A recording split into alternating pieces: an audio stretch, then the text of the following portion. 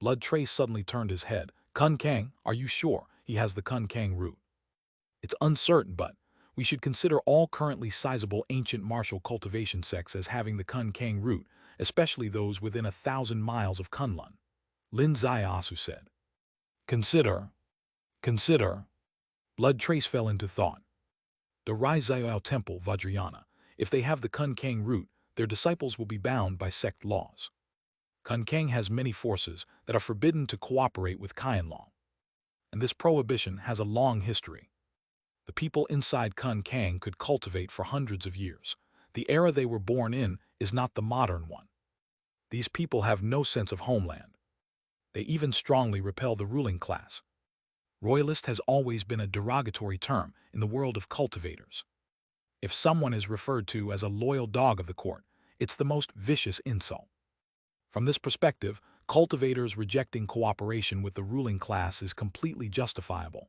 However, in the modern context, things have fundamentally changed. Daxia has no court. Its rulers represent the people's interests. There may be shortcomings, but the general direction is correct. But can you persuade Kun Kang with this? If the Do Rai Zioao Temple's Vajrayana sect is backed by Kun Kang, and if Xiang Yixu has a sense of allegiance to his sect, cooperating with Qianlong would indeed be inconvenient. However, he is a university professor, part of the system, aware of the bigger picture, wishing to contribute his research to the nation and the people. What can he do? Taking a quiet, unobtrusive approach is also a choice. This was Lin Zaiasu's first interpretation of his guess. There is also a second one. Blood Trace sighed deeply regarding this guess.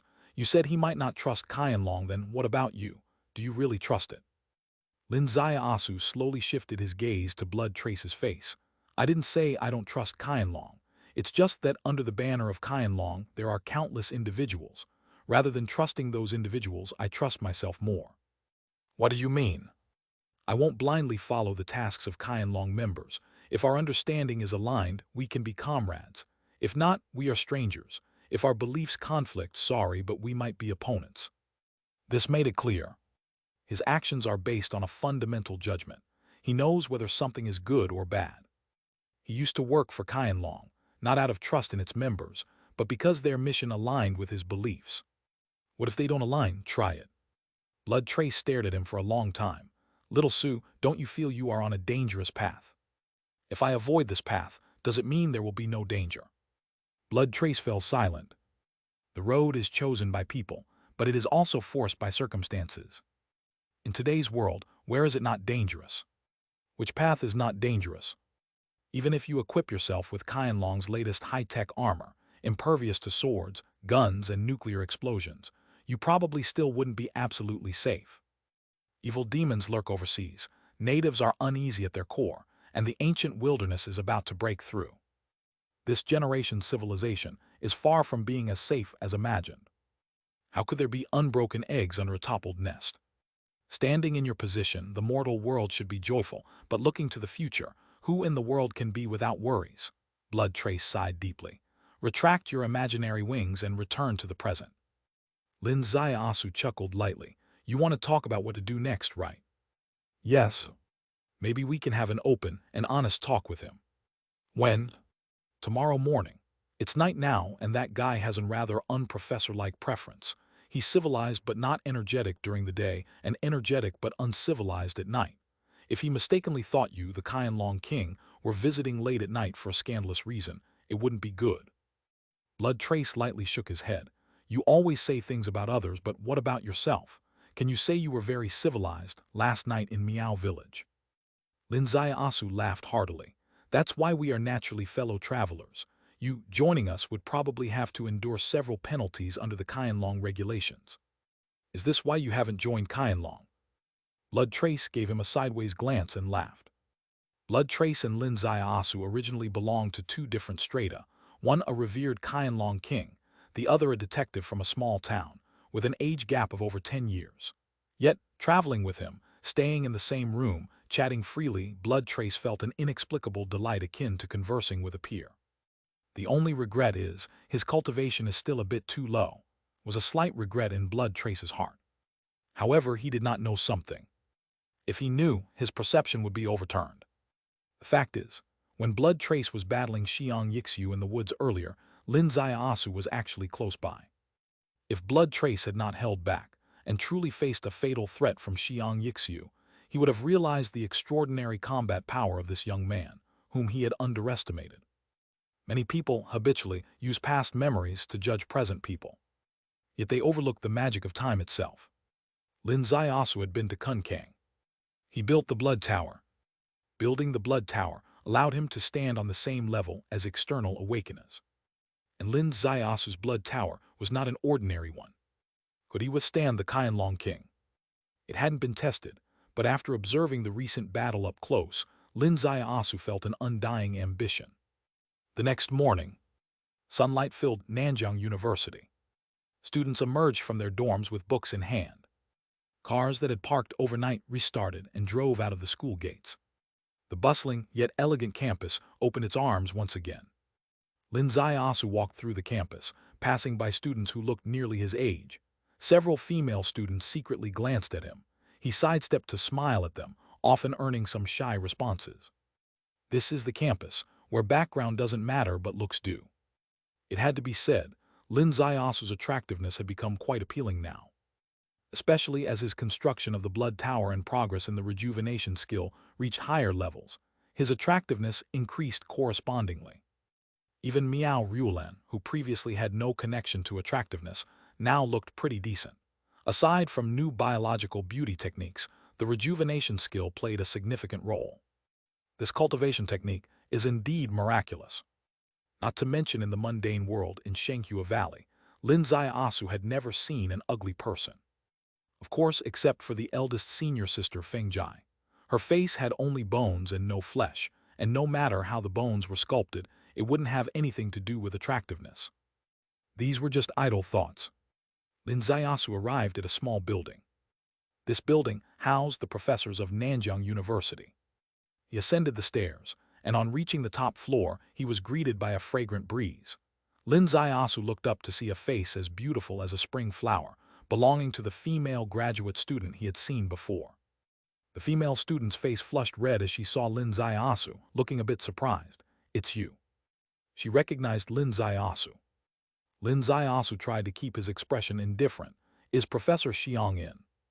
"Yes," the female student said. "I'm going to class now." Swiftly, she descended the stairs. Lin Ziaosu walked through the exquisite garden and saw Xiang Yixiu.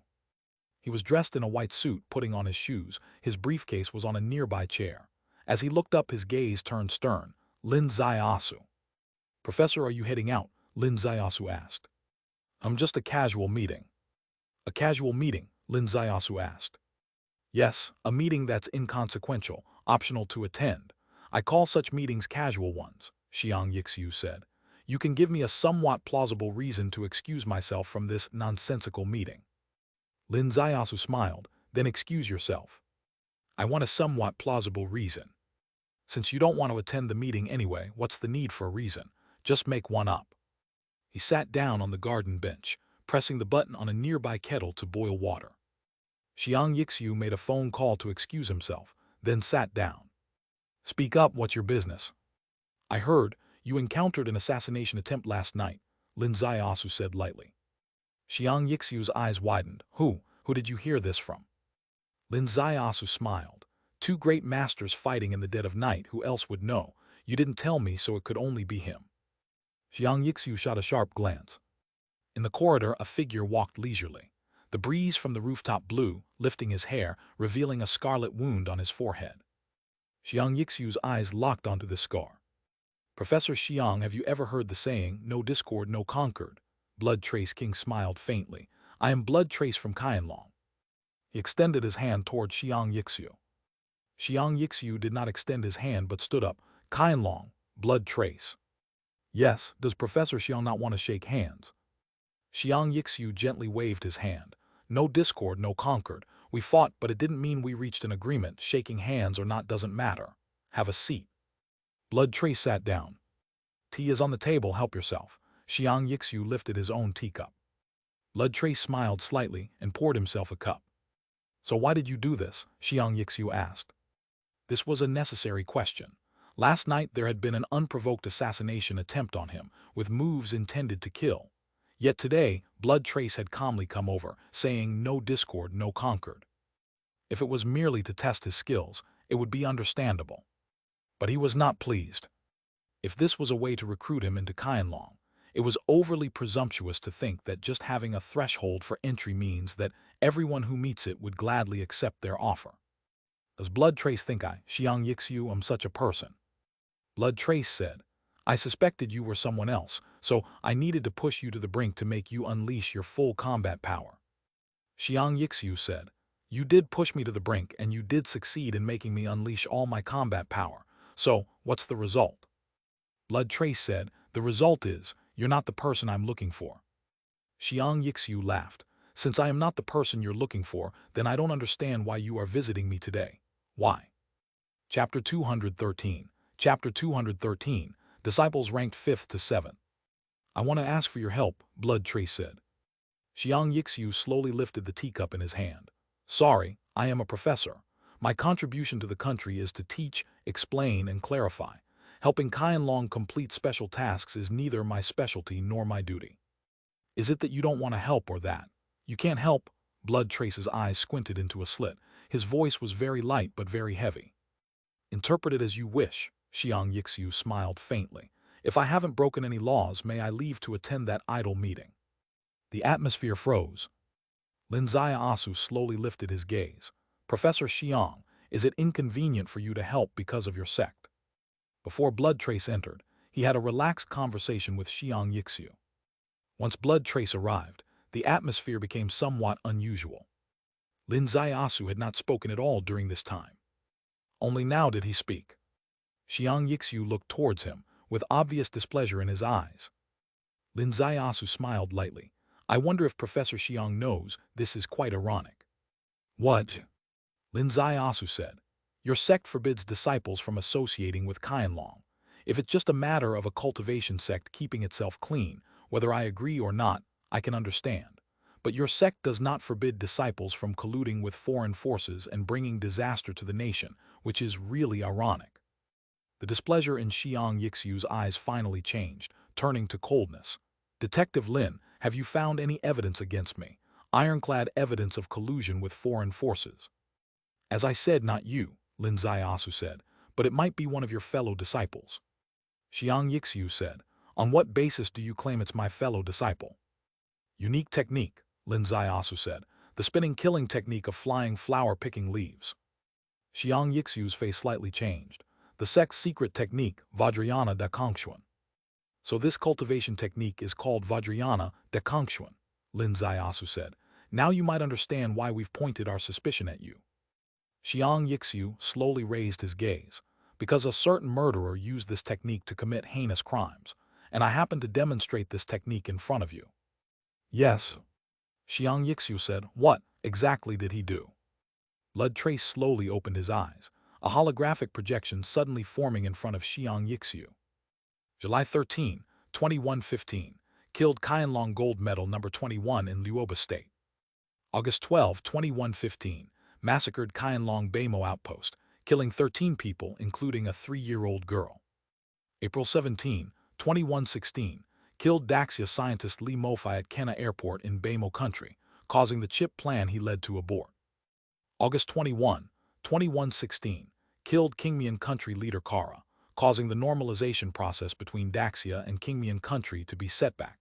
Daxia's 3 trillion investments in Qingmian Country were illegally occupied by the newly ascendant opposition.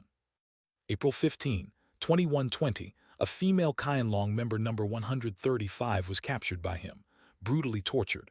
Her naked body hung in the populous northern Arkansas, her identity clearly written on her body, marking Qianlong's darkest hour. One by one, case by case. Xiang Yixiu's eyelids kept twitching. Each incident was incomparable. Each crime was treason. Leaving aside the national positions, this person's actions were utterly reckless, completely breaking the bottom line of humanity. Unmistakably a demon. Which foreign force is this person colluding with? Xiang Yixiu slowly raised his gaze, moving away from the shockingly horrifying materials before him, seemingly unwilling to look at them. 9-headed snake, he has a nickname, the White-Clothed King, Blood Trace said. 9-headed snake, and also a king. Xiang Yixu extended his hand, slapped the tea table. Initially with fury, but by the time it landed, the force dissipated. The teacup on the table lightly jumped. Xiang Yixu's chest gently heaved, took a deep breath, and added, I understand your intent, but I cannot ascertain who he is. Because you have many fellow disciples, right? Lin Ziaosu said. Yes, Xiang Yixu said. Once disciples of De Rai Xiaoao Temple leave the mountain, they roam freely. Each one's whereabouts are almost always elusive, even between fellow disciples. They don't fully know each other's activities. At least, I do not know what my fellow disciples are really doing. Though there are many fellow disciples, their cultivation levels vary. How many fellow disciples have reached your level? Blood Trace asked. Reached my level, Xiang Yixu said. More than 5, fewer than 7. Blood Trace's brows furrowed. Lin Ziaosu stood up, using this most impactful method, pulled Xiang Yixu from an uncooperative state to a cooperative one, seeing hope. However, the number of more than 5 made him fall into a dead end again. 5 people still too many. He needed to know, the 5 people he mentioned are those at his level of cultivation. These people at any place can thrive easily. Each one can roam the world effortlessly. Hence, each of these 5 could be the white-clothed king. Action against the white-clothed king must be extremely cautious. A single alarm could ruin everything. So 5 targets equal no target. The hard-fought clue seemed cut off again. Xiang Yixu slowly exhaled. Perhaps I could return to the sect. Blood Trace's eyes brightened. Returning to the sect to gather clues. This was no longer just cooperation, but completely standing on their side. However, Lin Ziaosu said, do you think returning to the sect could find clues? Xiang Yixu looked at him, not answering. Lin Ziaosu shook his head lightly. I don't recommend you to return because you won't find clues there, and if you do, the consequences could be even worse. What do you mean, you think? You think my sect might set a trap for me, lead you into a false direction? Lin Ziaosu did not answer. But not answering was itself the strongest answer. Xiang Yixu slowly raised his gaze, staring into the distant sky. I guess you've already searched all my information starting from when I left De Rai Xiaoao Temple. Yes, I want to know your background before you entered De Rai Xiaoao Temple, Lin Ziaosu said. Xiang Yixu said, when I was young, my parents took me on a drive outing. We had a severe car accident. My parents died on the spot. I was critically injured. It was eternal heaven's mercy that I met my master while wandering on the brink of death. He saved my life using Vajrayana mind practices, brought me to the temple to cultivate, paid for my education. To me, he is my master, father, and eternal heaven. Do you think I have any reason not to trust him? Lin Ziaosu said, your master is a great monk, comparable to eternal heaven in your eyes. So, do you think he could knowingly allow a disciple to become a murderous, evil white-clothed king without taking action? Xiang Yixu shook his head lightly. Impossible. Exactly, you returning to the temple would be fruitless. Xiang Yixu pondered for a long time. Indeed, as Lin Ziaosu said, returning to the temple would yield no results. His trustworthy master would definitely not know about the disciples' crimes, or else, how could he ignore them? Those who might know about the white-clothed king, he could not trust. In this context, blindly returning to the temple would be of no benefit. So, in your opinion, what should be done? Xiang Yixu said. He truly handed the discussion to Lin Ziaosu. Blood Trace was deeply interested in this topic. Discovering problems was easy, solving them was always difficult. He anticipated Lin Ziaosu's genius plan. He hoped this seemingly miracle-working honorary Qianlong member would once again perform a miracle, solving this seemingly unsolvable deadlock. Lin Ziaosu said, I have 3 questions for you first. Ask. First question, is this absolutely intolerable in your mind? The answer is obvious, absolutely intolerable, Xiang Yixu said. Second question, why? Xiang Yixu said, intolerable to my personal conscience and intolerable to my sect's reputation. Last question, for the sect's reputation and for your personal conscience, are you willing to do something to eliminate this sect's disgrace? Xiang Yixu's eyes squinted slightly. Me, I should do it. Yes, this must be done by you. Tell me your plan, Xiang Yixu said. Lin Ziaosu said, I want you to make a silver mask and go to Luoba State to kill. The rooftop garden suddenly fell silent. Xiang Yixu looked at Lin Ziaosu with an incredulous expression. Blood Trace initially frowned deeply, then his brow trembled lightly, his eyes flashing. Xiang Yixiu slowly closed his eyes. I am a university professor, not an assassin. Yes. But today, you ask a university professor to switch roles, to do the killing which I despise most. Yes. Xiang Yixiu slowly opened his eyes, staring at Lin Ziasu. Who to kill? Lin Ziasu moved his gaze to Blood Trace. This name shouldn't be said by me, but by you. Blood Trace exhaled deeply. First, I must guarantee that this person deserves to die. Second, I assure that this person's death will be a great shock to Nine-Headed Snake. Xiang Yixiu nodded lightly. We can't find the white-clothed king, but if I hunt Nine-Headed Snake's key figures using his unique technique, Nine-Headed Snake might find him for us. Right. You are both smart people. Actually, not to be rude, but we all are, Lin Ziasu said.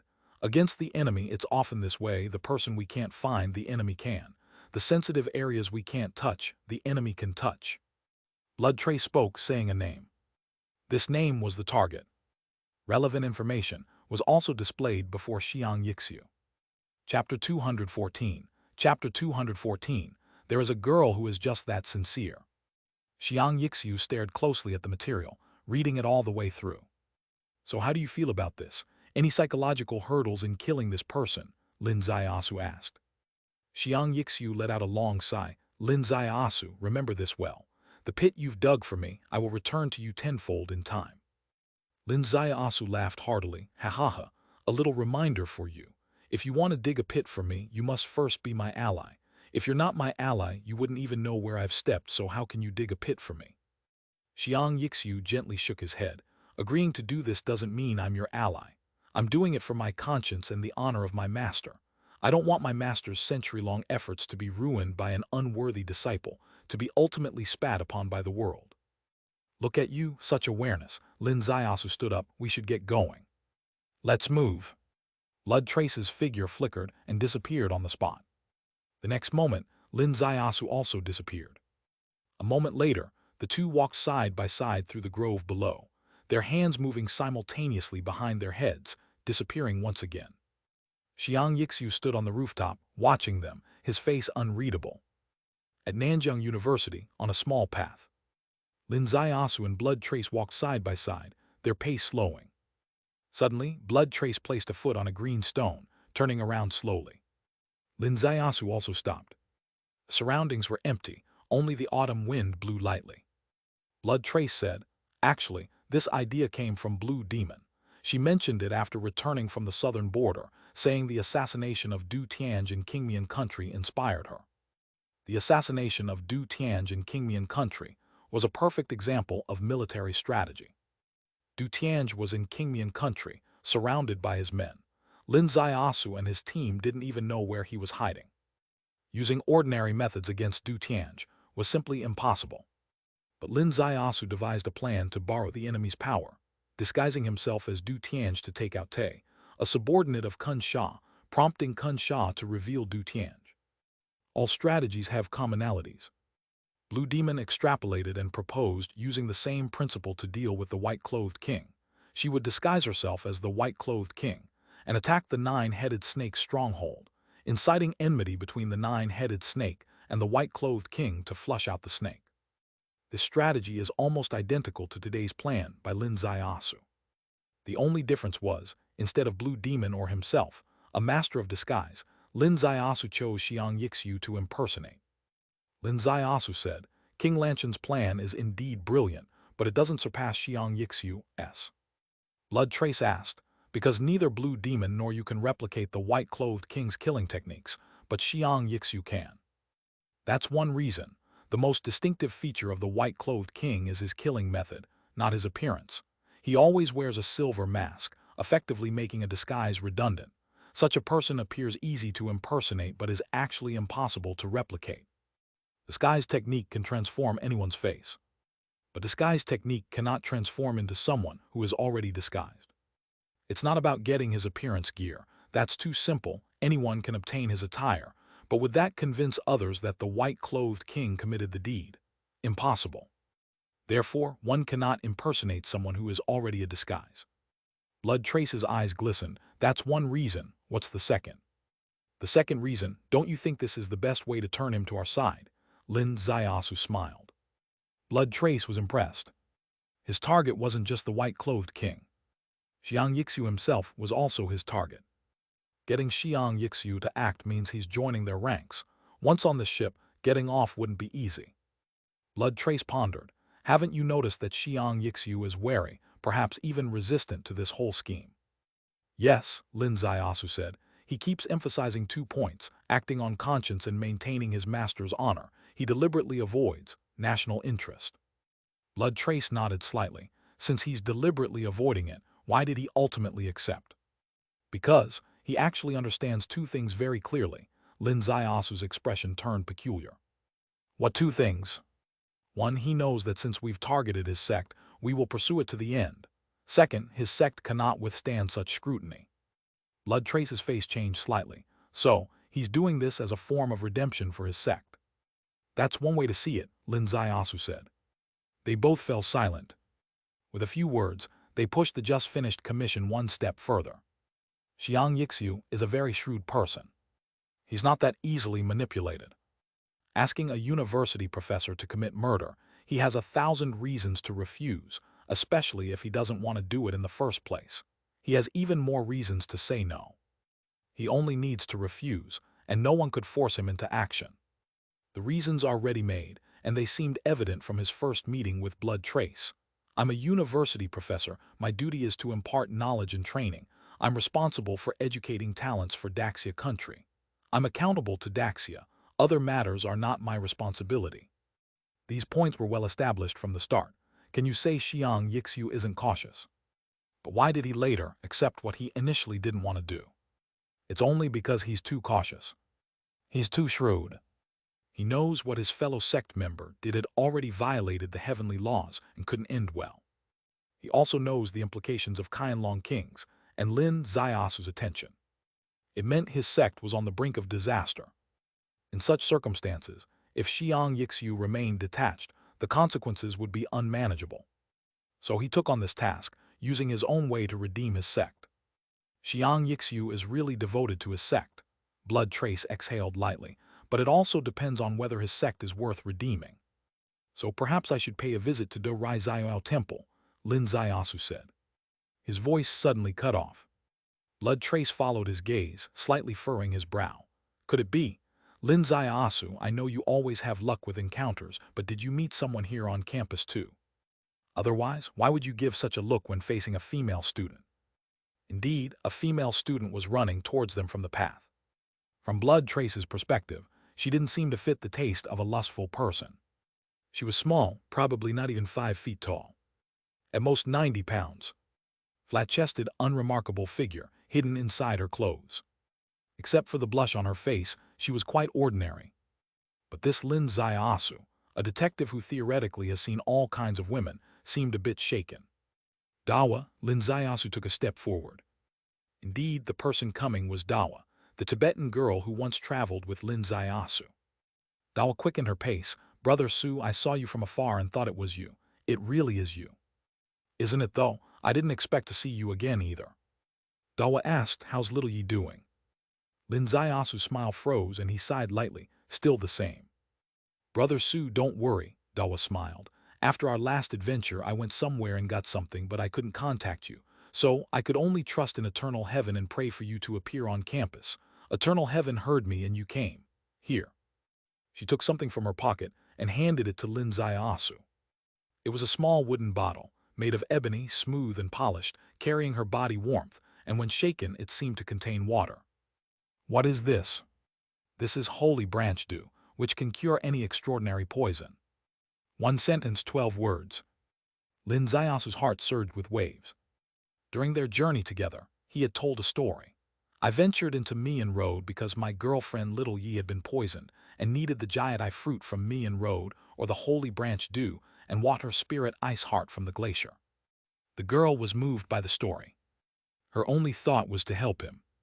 On the ice and fire twin bridge, she tried to find the Jade fruit for him. When the mirage of the Buddha appeared, everyone sought their own fortunes and safety, but she sincerely prayed for Brother Su and his Little Yi to find a glimmer of hope. She prayed to the Buddha, she prayed to eternal heaven. But in the end, they didn't find the Jade fruit. They parted ways at Wuxiang Temple, and she entered Kunkang. Over a month later, she returned from Kunkang with the holy branch dew, which was 10 times more precious than the Jade fruit. She had no means to contact him to deliver this life-saving potion, so she prayed to eternal heaven in the campus, and under eternal heaven's guidance, Brother Su appeared. These were the repercussions of that story. A story Lin Zaiasu had nearly forgotten, she had firmly remembered. Dawa, Lin Zaiasu held the small bottle, his long unmoved heart surging with emotions. Brother Su, please promise me, use this small bottle to light up the sky for you and little Yi. Dawa clasped her hands, helping Lin Zaiasu grasp his own. All right, I'll head home right away, Lin Zaiasu said. Thank you, eternal heaven. Dawa put a single hand to her chest, bowing deeply to the sky, then happily left. After she left, Lin Zaiasu quickened his pace, exiting the campus and returning to the hotel. Behind closed doors, Blood Trace frowned slightly. What was that about? She was my companion when I ventured into Mian Road. I told a beautiful love story to integrate into the group. Somehow, this story resonated deeply with her. The story was recounted. Blood Trace was astonished. That story had such an impact. I found it rather artificial and obviously made up. Stories vary for different audiences, right? You and she aren't the same. Chapter 215. Chapter 215. 3 Days in Tibet. Blood Trace nodded slightly. That's true. To me, your story sounds like a version from 30 years ago, outdated and reeking of malicious intentions. But for those girls in Tibet, a 30-year-old version might still be quite lethal. Lin Zaiasu nodded lightly. It's not just quite a bit, it's a lot. The story itself doesn't have that much power. The lethality is magnified to the extreme because the audience is unique. The world is big, but I've never seen anyone as easy to deceive as her. Lin Zaiasu glared at him. What do you mean easy to deceive? She's just genuine. Don't you think this is the best, rarest, and most precious quality a person can have? So what? Are you planning to leap out of your story to mess with her, giving her a lesson through your actions, teaching her that the world isn't as beautiful as in the stories, and that it's full of hidden dangers? Lin Zaiasu was speechless. For the next 3 days, Lin Zaiasu stayed in the hotel without going anywhere. Why? He didn't dare to go out. What if he ran into Dawa again? Such a beautiful story, and she helped you fulfill your dream. She went out of her way to get you the life-saving medicine for your lover. If you don't deliver it to little Yi right away, would you still be considered a devoted man? Wouldn't you be just a lowlife? So he confined himself in the hotel and slept for 3 days and 3 nights. Blood Trace brought back news. Xiang Yixiu had already left the country. The grand plan had already begun. On the 4th day, Lin Zaiasu went out and came to the Nanjing University campus. After a few inquiries, he found an experimental building, sent a message in, and soon, Dawa came running out. Yes, she was almost always running towards him. Brother Su, how is it? Lin Zaiasu smiled. After I brought back the medicine you gave, little Yi has shown significant improvement. She can get out of bed now. The doctor said she's past the dangerous phase. I thought I had to come and tell you in person. Dawa was extremely happy, and once again devoutly gave thanks to the eternal heaven. Lin Zaiasu raised his hand and handed her a jade pendant. This is for you. It was a master-level piece from Zuyu Pavilion, made from the raw stone he had opened last time. It couldn't make a bracelet, so he made a bunch of pendants and tags instead. Although in the jade industry, pendants and tags aren't as valuable as bracelets, nothing is absolute. Often, it's the pendants and tags that showcase a master's creativity and carving skills. Facing Dawa, he chose the one that suited her best. What is this? This jade pendant is called Spring River Moon. Your name is Dawa, which means new moon, just like this pendant. See how clean and pure it is. Dawa held the jade pendant, looked at the transparent crystal inside at the new moon above the great river. Her eyes sparkled. No one has ever given me a gift before. This isn't a gift, just a token of appreciation. Okay, I'll accept it. Dawa immediately hung the jade pendant around her neck. Brother Su, what are your plans next? I thought, since I'm here in the Northwest Land, I might as well take a look around. I'm quite familiar with this place. I'll accompany you. Will it affect your studies? Dawa smiled lightly. I've already completed my part of the research, and the other students don't really want me to participate too much. Leaving the lab is the best thing for me. She didn't say much, but Lin Zaiasu understood. Graduate students also face competition for research topics, for attention from mentors. Everyone is responsible for their own small part, and visiting others' work is highly frowned upon. She took on corner case research. She had completed it. If she stayed in the lab and poked around, it would annoy others. It was the perfect time to go out for a walk. Besides, this season is the most beautiful in the southern border. In deep autumn, the sky is high and the clouds are pale. The land is vast and desolate. The poplars under the setting sun paint the land a golden yellow. People in the outer Jiangnan are all eager to go out and have a look. If they don't seize the last days of the season to head out for a time, they'll have to wait until the spring of the next year. So off they went. Dawa changed into traditional Tibetan attire and accompanied Lin Zaiasu around the city. They sampled all sorts of local delicacies, and Lin Zaiasu paid the bill all the way without any fuss from her. By the end of the day, they were already quite familiar with each other. Dawa was no longer the taciturn girl in Hu Fu's eyes. In fact, she wasn't taciturn at all. She had mostly been marginalized throughout her life, making it difficult for her to blend in with those around her. It's that she couldn't blend in, not that she didn't want to. She didn't like loneliness, but loneliness had become her attribute she reluctantly had to accept. She grew up in a place called Moyi Valley on the edge of Tibet, among an ancient Tibetan branch called Pengfen. It was said that her ancestors were famous descendants of King Gert, so her people were very proud. But not her, she couldn't afford pride. Because she had a very special constitution, seemingly born with the bloodline of a plague god. While others, livestock, thrived, after her birth, her family's livestock died one after another.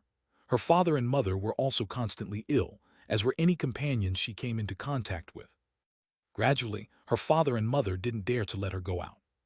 She consciously set up her little tent on the edge of Moyi Valley, staying away from her people as much as possible.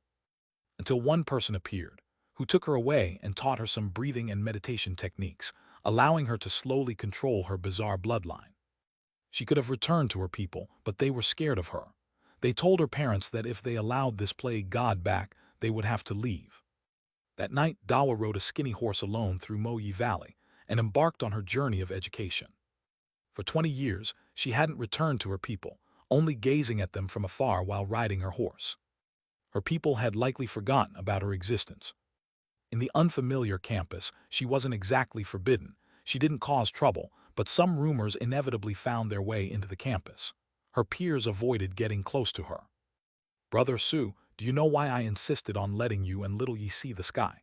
Because it's also my dream." In front of an ancient temple, Dawa sat on horseback and told Lin Zaiasu this. Lin Zaiasu gently reached out his hand, grasped hers across the gap between their horses. "Dawa, your name means moon. Have you ever seen two moons in the sky?" "No, that's impossible." Dawa blushed with embarrassment as he held her warm hand. "Right, there are no two moons in the sky, not because the moon isn't good enough, but because it's just the moon. It's enough to light up the sky over Tibet." Dawa tilted her head slightly, looking at him. He looked back at her. Dawa chuckled. "Brother Su, can you promise to only say such things once?" "Why?" "Because I don't want to ruin the most beautiful story. This temple is quite unique in its design. What's its name?" Lin Zaiasu lifted his gaze, seemingly avoiding the implication in her words. Dawa replied, "This temple is called the Rai Zaiao Temple. Its unique design is due to its unique temple rules. It is the most open temple in Tibet, truly embodying the natural great Tao of Buddhism. Tibetan Buddhism advocates nature, seeing Buddha in every mountain, river, stone, and tree. Plants can become Buddha, and all phenomena in nature are also Buddha. As long as there is Buddha in your heart, Buddha exists in all forms. Even in human desires, if one has a Buddha root. Therefore, many young couples come to the temple seeking children. Seeking children is not uncommon. There are even Tibetan women who come to the temple looking for men. If they find a monk they like, they'll directly take him away." Dawa shared these anecdotes, and Lin Zaiasu was a bit puzzled. Using the name of Buddhism for these things makes sense, but by this logic, wouldn't there be no place in the secular world devoid of Buddhism? What makes it special then? "It's reflected in the compassion of the Buddhist path," Dawa explained. "For instance, the abbot here, Master Q Sang, traveled the world and brought back more than 10 orphans. Oh, do you remember Hu Fu? He is one of them, though he's the only exception since he still has parents. Hu Fu's master. He was also Xiang Yixu's master, because Xiang Yixu once mentioned that Hu Fu was his junior disciple. Lin Ziasu asked, "You know about him taking in these orphans?" Dawa smiled. "Master Qiu Sang's deeds are known throughout Tibet, so of course I know some. Want to hear about them?" "Tell me." Dawa recounted a lot. This Master Qiu Sang truly had a compassionate heart for the Buddhist path. While other monks focused on secluded meditation and contemplation, he found his Buddhist path during his travels. His acts of saving people during his travels were spread by word of mouth. The time span was 30 years. There were dozens of events. Among them, he saved more than 10 orphans. He took them as direct disciples. He taught them meticulously, and all these disciples thrived. Dawa provided detailed accounts of these events, including the times, places, and the disciples he saved. She said a lot, then smiled lightly. "You know, it's hard not to believe in fate. We have a professor at Nanjing University who is one of his disciples." "Who?" "Professor Xiang Yixu. You seem very familiar with this high monk." Dawa said, "I wanted to take him as my master once, so I learned a bit more about him, but he's very special. He only believes in disciples he encounters on his journeys, thinking they are guided by the eternal heaven. He doesn't accept those who seek him out. Of course, another reason might be that he doesn't take female disciples. How about we visit this legendary high monk? We may not be able to see him. He's either traveling or in seclusion. People seeking an audience usually don't succeed." Since they had come, they decided to give it a try. They dismounted, went up the mountain, and entered the temple. The De Rai Zioao temple, once inside, wasn't much different from other Tibetan temples. There was a large Buddha hall with a statue of the Tathagata. This ancient statue, Dawa said, was probably the namesake of De Rai Zioao temple. They circled around, saw the ancient temple structures, and inquired about Master Qiu Sang. As expected, he was in seclusion. Out of his several disciples, 3 were at the temple. Lin Ziasu met them. From his perspective, their cultivation levels were not low. Even if they didn't reach Xiang Yixu's level, they were certainly not inferior to Hu Fu. He also met several old monks whose auras made Lin Ziasu silently moved. Of course, not everyone in the temple was a cultivator. The majority were ordinary people. Chapter 216. Chapter 216. White Coat's Counterkill 9-Headed Snake. Lin Ziasu tried to get close to a monk, asking a sensitive question. "Master, do you cultivate?" The monk replied, "Yes." He asked again, "Do you really cultivate martial arts?" The monk looked at him like he was an idiot and answered, "In the Buddhist way, heart cultivation comes first." He cultivates his heart. He doesn't cultivate his body. When Dawa noticed Lin Ziasu was a bit embarrassed by being snubbed, she quietly pulled him aside. "The truth is, he lacks the aptitude for martial arts, so he uses heart cultivation as an excuse. You just tore his wound open in front of him." From this, we can see that Master Qiu Sang is no ordinary person, Lin Ziasu sighed. "Why is that?" "Under normal circumstances, cultivating martial arts requires certain qualifications. But look at Master Qiu Sang, who has over 10 disciples, each capable of cultivating martial arts. Such insight and Buddhahood, can that be from an ordinary person? Indeed, everyone says that people like Master Qiu Sang should receive eternal heaven's blessing." Dawa placed one hand on her chest, speaking with devotion. Over the next 2 days, Lin Ziasu and Dawa traversed this land. Their laughter as they rode their horses across the vast prairie infected the sheep in front of them. Watering their horses by the Talai River, their youthful reflections shone in the autumn water. Dawa couldn't sing. Perhaps she never felt so happy, making it hard for a song to escape her throat. But Lin Ziasu could sing. Sitting on his horse amid the prairie wind, his voice sounded exceptionally heroic. It seemed Dawa was totally mesmerized. At night, the vast prairie fell asleep. The starry sky above was mesmerizing, with a new moon hanging on the horizon, a silent Talai River flowing under the serene prairie. Dawa sat back to back with him under the starlight, gazing at the vast sky. "Brother Su, in your view, is that moon Little Yi?" "She's called Little Yi and you're Dawa. Why can't this moon be you?" Dawa smiled softly. "You're breaking the rules again." "It's you who led me to break the rules." Dawa didn't speak again. The quiet night, accompanied by the quiet Talai River, flowed quietly under the moonlight. That night, what kind of mood was showcased on the prairie? No one knew. What kind of starlight and moonlight were planted in Dawa's heart? No one knew. Meanwhile, in a far-off Luoba state, something astonishing happened in a manor. Under the starlight, a silhouette suddenly appeared on the highest rooftop of the manor. White clothes like snow, a silver mask reflecting the moonlight. "Who are you?" someone shouted. Swoosh! A leaf spun out at high speed, and the person's head exploded in an instant. The entire manor mobilized, with countless shadows darting about, among them dozens of genetic people. The white figure moved like a butterfly among flowers, effortlessly gliding. Flowers flew out, killing people. Leaves flew out, killing people. Rocks from the rockery spun out, crashing into a wall and causing it to collapse with a roar. Duke Glade in the study looked at the figure with incredulous eyes. Swoosh! A leaf spun out, piercing his forehead. The head of the Glade family, which had extensive connections with the Helen royal family and a vast estate, had his head blown apart. In a villa 100 miles away from the manor, a Caucasian man slammed the table and roared, "Damn it! What is the white-clothed king trying to do?" Boundless turmoil swept across Europe. On the prairie, where Lin Zaiasu and Dawa were galloping, Lin Zaiasu received a message and sharply pulled his reins, making the horse rear up. The rented horse was very docile, but after such wild and unrestrained running, its nature seemed to have been ignited, making it more spirited than usual. "Brother Su, is something wrong?" Dawa's horse turned back. "Yes, something's up. Dawa will come out to play next time." "All right, do we need to head back?" "Yes, giddy up." The two horses turned around and dashed off into the distance. At the inn's entrance, Dawa said goodbye to Lin Zaiasu cheerfully, carrying a small bag as she headed back to school. Lin Zaiasu walked quickly to the elevator and entered his room. Blood Trace was sitting in front of the coffee table with 2 cups of freshly brewed tea. To be precise, he started brewing tea when Lin Zaiasu's figure appeared on the street below. "Sit," Blood Trace gestured with his hand. Lin Zaiasu sat down. Was it successful? "Yes, the turmoil has begun. The higher-ups on the other side will definitely take action," Blood Trace said. "However, what sort of action remains unknown." Lin Zaiasu picked up a cup of tea. "What kinds of actions do you envision?" Blood Trace said, "From the most ideal to the least ideal, I see 4 possible actions. First, the higher-ups on the other side directly hold the white-clothed king accountable, triggering their anti-traitor battle.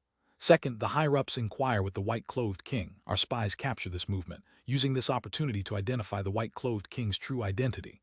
Third, the higher-ups form an implicit rift with the white-clothed king, not immediately evident but successfully planting a wedge within their ranks. The above 3 are all ideal moves overall. What I fear is the fourth. The fourth being the higher-ups and the white-clothed king having full strategic mutual trust.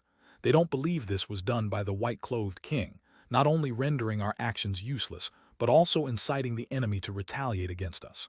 Is that correct? Yes. Which of these 4 scenarios do you think is most likely? Lin Zaiasu asked. Blood Trace slowly raised his gaze. If I were to be pessimistic, I'd say the 4th scenario is most likely. Lin Zaiasu smiled. We are in agreement. Expecting this assassination to directly cause a rift between the 9-headed snake and the white-clothed king is unrealistic. Everything the white-clothed king has done has aligned with their pledges to the opposition. Their anti-summer stance is deeply ingrained. If the 9-headed snake were so easily swayed, it wouldn't even be a worthy opponent for Qianlong. Blood Trace slowly furrowed his brow. He wanted to ask if this was a sudden revelation, or if Lin Zaiasu had thought of it all along. If Lin Zaiasu had thought of it from the start, then where was the brilliance in his strategy? Lin Zaiasu said, I never expected the ideal scenario to occur. What I truly wanted has always been the 5th. The 5th, Blood Trace asked, what's the 5th? The 5th isn't thinking from our angle but from his, Lin Zaiasu said. Imagine, if the white-clothed king finds out someone impersonated him and launched such a decisive attack, what would he do? Blood Trace pondered. He would try to figure out who this impersonator really is. Can he figure it out? Lin Zaiasu asked. Maybe, yes. Not maybe, he definitely can. Definitely can, Blood Trace muttered. Yes, he can, because everyone has their own activity pattern. We cannot underestimate that organization's intelligence network. With detailed analysis, he will inevitably know that this impersonator is Xiang Yixiu. And then, Lin Zaiasu asked. Then, You mean he will retaliate against Xiang Yixu? Blood Trace said, his eyes gleaming like autumn water. Yes, this is the true starting point of your plan, isn't it? Blood Trace was deeply impressed. I've indeed bowed to your strategy, little Sue. Now, let's analyze the odds of him directly entering the campus. If the cleverness of the white-clothed king is not exaggerated, the probability of him entering the campus is 0. Xiang Yixu is very special, with no family, no close relatives, so retaliation against his kin is off the table either. Indeed. Then, I still don't know where they would choose to strike. Blood Trace exhaled softly. Would the white-clothed king choose not to retaliate because he can't find a point of attack? Lin Ziasu posed another question. Absolutely not, Blood Trace said, because if he doesn't stop Xiang Yixu, there will be a next time. Both the white-clothed king and the nine-headed snake cannot afford such consequences. Thus, Xiang Yixu's black hand must be severed and quickly. Exactly, they can't bear the cost of neglect. Eliminating Xiang Yixu is something they must do. When it's inconvenient for them to do it themselves, do you think there's a possibility they'll borrow strength from someone else? Lin Ziasu's voice carried a hint of mystery.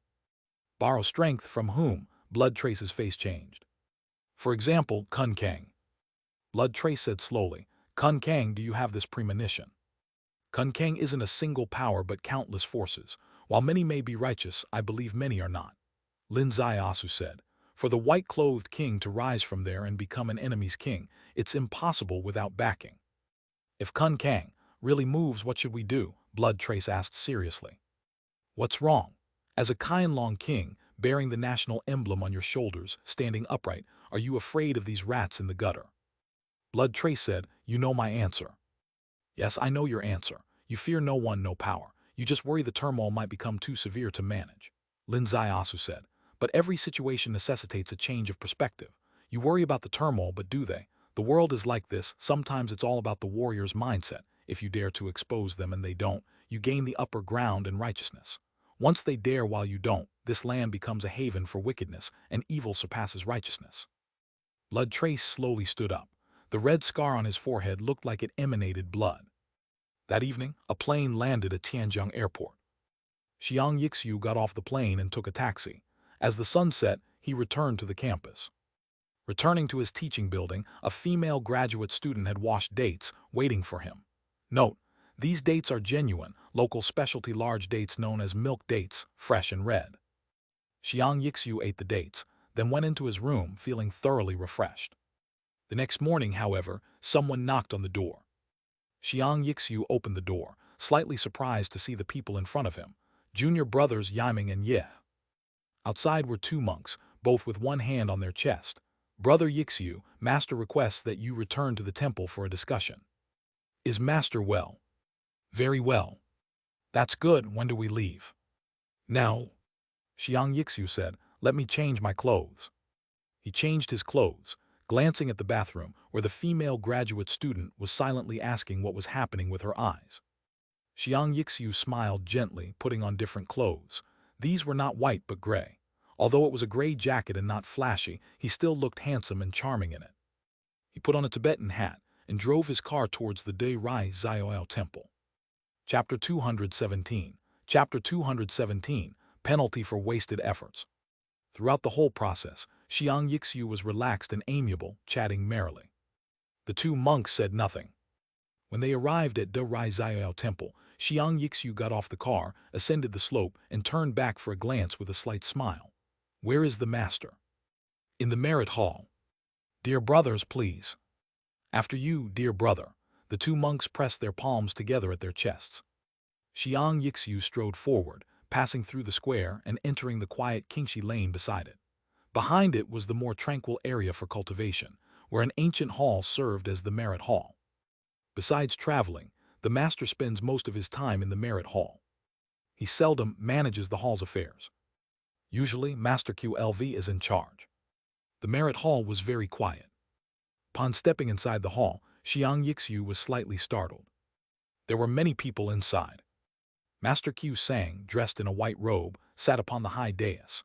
Beside him were two monks in red robes, Q Ling and Q Zin. Three of the four high monks with the surname Q from De Rai Zioao Temple were present. Only Master QLV was absent, who usually managed the daily affairs of the temple. 7 senior disciples were seated below.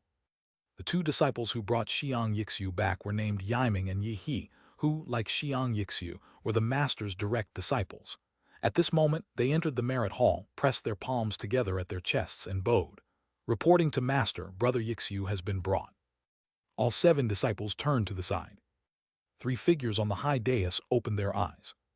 Xiang Yixu stepped forward, pressed his palm to his chest, and bowed. Greetings to Master, greetings to the uncles. On the left, Quzin spoke. Yixu, today we have summoned you back to the temple for one matter. The night before last, a white-clothed man appeared at the Wayadu Manor in Luoba State, and with the secret technique Dakongxuan, he embarked on a killing spree that resulted in 31 deaths. Is this person you? Xiang Yixu lifted his head with surprise in his eyes. In a foreign country, embarking on a killing spree with the Dakongxuan secret technique. Yes, Xiang Yixu replied, but how could Uncle suspect it was me? Quzin coldly replied, you barely know the surface of the sect's secret techniques. There are profound methods to determine the perpetrator. Yixu, denying it is pointless, admit it.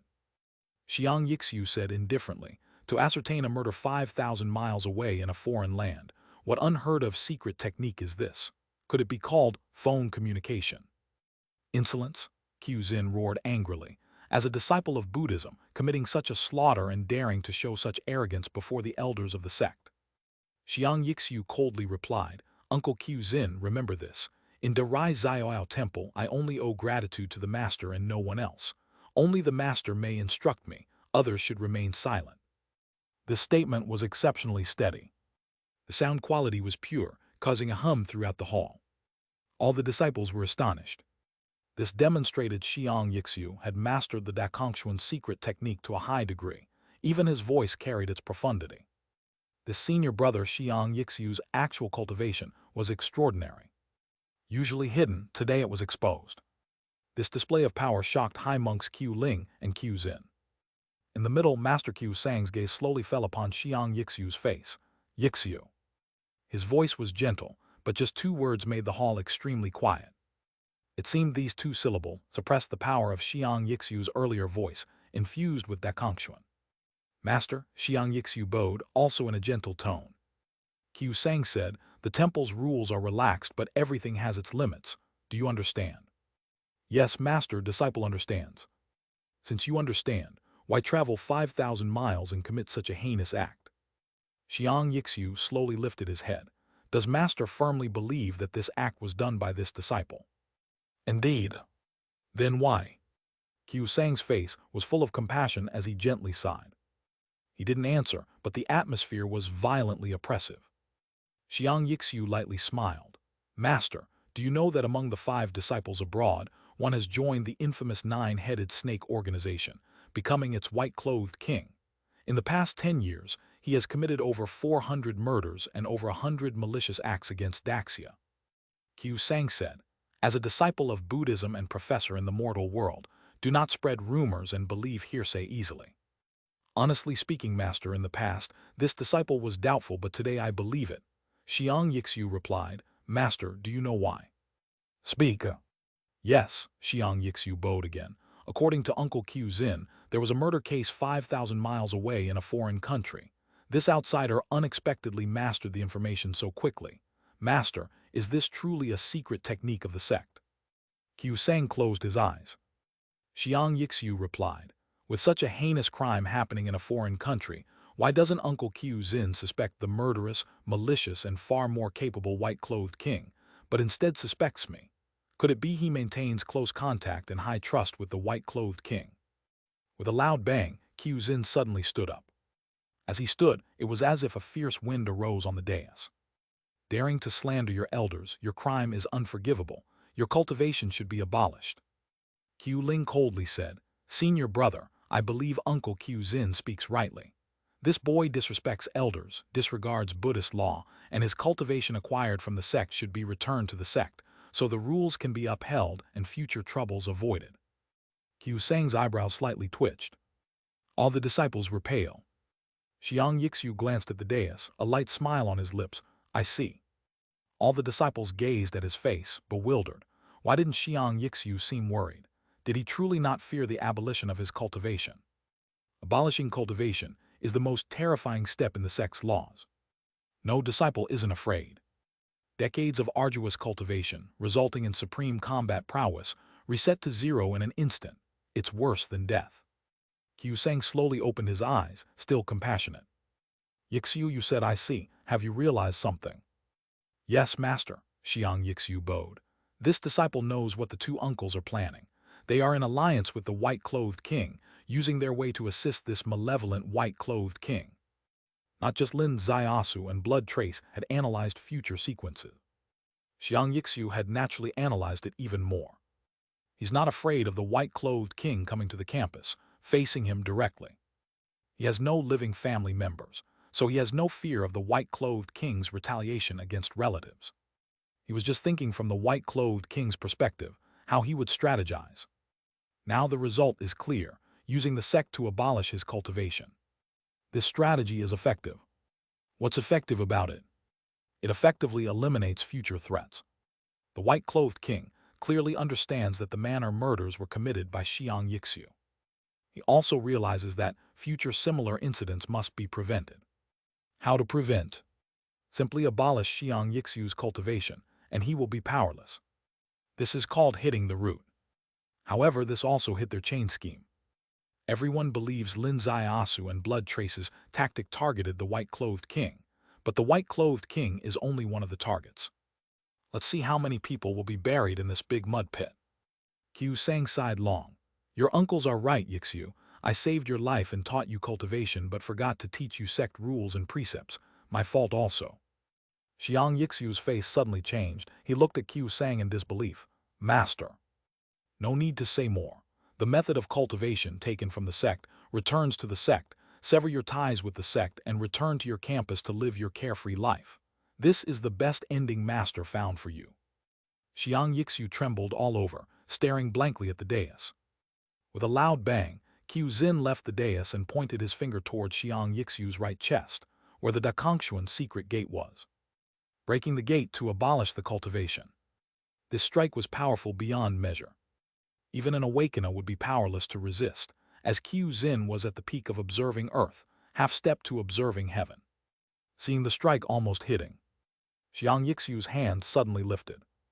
A single finger directly greeted Qiuzin's finger. Two fingers collided in the air. With a light sound, Xiang Yixiu retreated 10 meters, his hair flying high. Meanwhile, Qiuzin was forced back in the air, his foot hitting the side of the dais, causing a crack to appear. Bold, Qiuling roared furiously. Qiusang's eyes suddenly grew cold. He had given the order, and Qiuzin was executing sect law. Xiang Yixiu daring to oppose Qiuzin's enforcement was defying not just Qiuzin, but him as the master. He was even defying the whole Darizayao temple. Xiang Yixiu was a bit too audacious. Xiang Yixiu stared at Qiusang. Master, do you truly not care about the white-clothed king? Do you truly not care about the law of the world? Do you truly wish to complete the white-clothed king's vile deeds? 3 consecutive questions, each piercing the heart. Qiusang slowly stood up. Master is only a guide. Every disciple has their path and cause and effect. If there is truly an utterly unrighteous disciple, they will face their retribution, and you will face yours too. Execute the law. It was a formal command. We accept the decree. Everyone bowed simultaneously. Their gaze lifted, fixed on Xiang Yixiu. There was a chilling coldness in Xiang Yixiu's eyes, rarely seen frenzy, and a hint of disbelief. Suddenly, boom! The merit hall door burst open. The hall door, immensely heavy, typically took the strength of 2 people to open slowly, but today was an exception. With a loud bang, the door swung open. The 2 disciples standing by, the direct disciples Yiming and Yihe, were directly blown away. The sunlight poured in as the door opened. In the sunlight, 2 figures approached side by side. The left figure's clothes shimmered with silver light, the material extremely unique. His forehead bore a blood-red scar, making his aura majestic yet adding a touch of mysterious charm. The figure on the right wore ordinary clothes, handsome and free-spirited like a boy next door. They were, of course, Blood Trace and Lin Ziasu. Who dares trespass the temple's forbidden grounds? Qiuzin yelled sternly, his voice like an arrow piercing through. Blood Trace raised his hand sharply, revealing a sword-shaped token in his palm.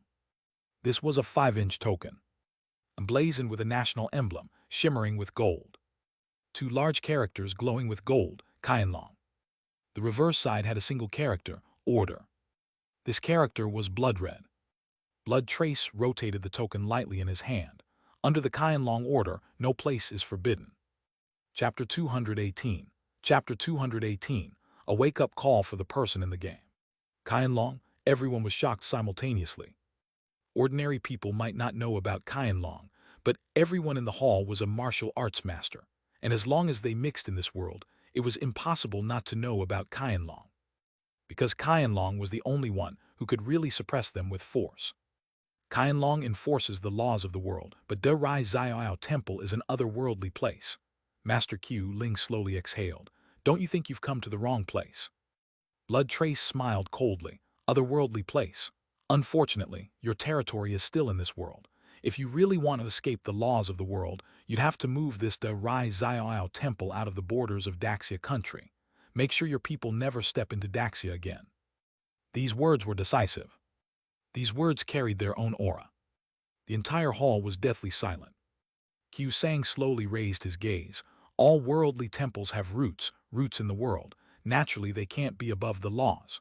Therefore, this old monk strictly disciplines his disciples, asking himself if he has ever violated the laws of the world. Yet, I do not know why the benefactor has come. The atmosphere relaxed a bit. Lin Ziasu took a step forward, smiling slightly. Qianlong enforces the law and only makes a judgment after investigating. Perhaps Master Qiu Sang does not know, but I have investigated the master. Investigated this monk. Qiu Sang was a bit surprised. Xiang Yixiu's heart also trembled slightly. In the entire De Rai Xiao temple, each cultivator had been observed by him, except for one person. He never had any thoughts of observing that person, his master. He always believed that even if De Rai Xiao temple was corrupt, there was still a clear stream reflected in this Buddhist sect, and that clear stream was his master. So he placed his hopes on his master. The white coats wanted to use the Buddhist sect to get rid of him. He also wanted to use his master's hand to remove these Buddhist traitors. So he willingly accepted the invitation of his 2 junior brothers to return to De Rai Xiao temple. Lin Ziasu said, "Indeed, I have investigated the master, and from the mouths of herdsmen and citizens, I heard many legends of a great virtuous monk. Everyone says that on his travels, the master is like the eternal heaven, saving the suffering and the needy." Master Qiu Sang clasped one palm in front of his chest. All beings suffer, especially while traveling. This monk does good deeds and reaps good karma, all under the guidance of the Buddha without seeking world recognition. Not seeking world recognition, only wishing to be true to the Buddha's way and true to yourself, is quite admirable, Lin Ziasu said, but I also have a few questions. I wonder if the master could clear them up for me. Please do, Qiu Sang said. First question. Although the master claims to travel with the Buddha, most of the time you are in the temple. Over the past 30 years, you have left the temple once or twice a year, totaling 21 times. However, in these 21 outings, you happen to encounter 14 human tragedies and saved 14 children. Master, isn't the frequency of these tragedies in Tibet a bit too high? Xiang Yixiu's brows furrowed tightly. What does he mean? Qiu Sang sighed lightly. I have already said all beings suffer, especially while traveling. Lin Ziasu said, Tibet has many sufferings, especially while traveling. If you respond to my first question like this, I can only accept it. Answer my second question. In 14 human tragedies, 14 pairs of parents died and you were on the scene, unable to save any of the parents but able to ensure that all 14 infants were saved. Master, do you believe this coincidence is a worldly matter? Xiang Yixiu's heart jumped violently. He seemed to understand Lin Ziasu's meaning. But he couldn't believe it. Qiu Sang's eyes fixed on Lin Ziasu. Life and death, fortune and misfortune are arranged by the eternal heaven. This monk follows the way of the Buddha, saving those with karmic connections and cannot transcend unnecessary calamities. Third question, Lin Ziasu said. Anyone wanting to cultivate also has restrictions on their innate talent. Even in De Rai Xiao temple, many monks do not have good innate talent and cannot cultivate.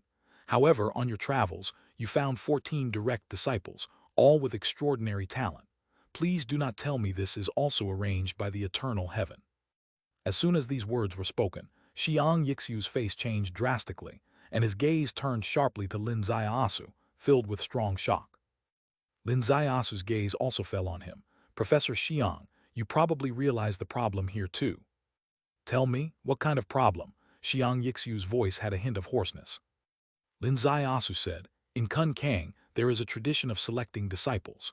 When encountering a good seedling, they are reluctant to let it go. However, after all, the Rai Xiaoao temple is a temple, and proper families do not want their children to join a temple. Think about it, what method could better bring these good seedlings into the temple? Xiang Yixu suddenly raised his head, his gaze directed at Qiu Sang. His master, Master Qiu Sang, at this moment, had an uncharacteristic gaze, seemingly lacking the Buddha's light, instead becoming a bit deep and obscure. Lin Ziasu said, find a good seedling, create an accident, kill the child's biological parents, make the child an orphan, then step in to save them and bring them to the temple. This child will be forever grateful to you, and you gain the reputation of a living Buddha. Master Qiu Sang, is that right? Xiang Yixu's entire body stiffened. His earlier vague unease had now crystallized into a clear form. Standing by the door, Yiming and Yi were also greatly shocked. They were in the same situation as Xiang Yixu, but they were relatively slow to realize. After Lin Ziasu's several questions, their minds hadn't caught up. But that last sentence, even the slowest person could understand. Once they understood, their hearts were in turmoil. The three previously posed questions simultaneously turned into unavoidable topics in their worldview. The first question, Tibet has many sufferings, but is there so much widespread suffering?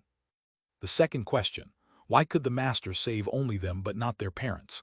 If this were a one-time event, no one would suspect anything, but this happened 14 times among their fellow disciples.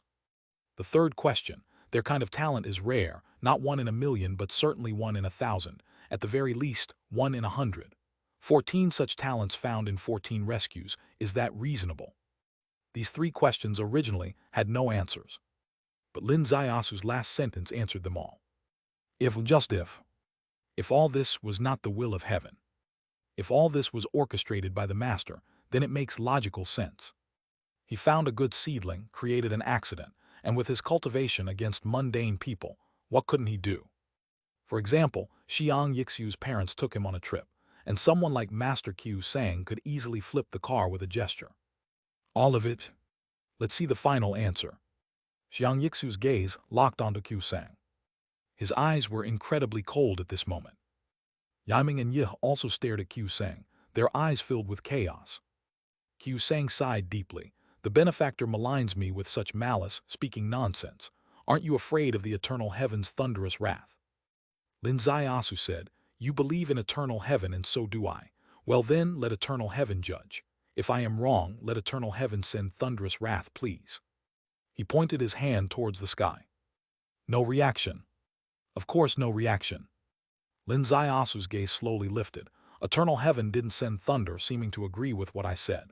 Qiu Sang, you dare commit such wicked deeds, it seems even eternal heaven can't stand it.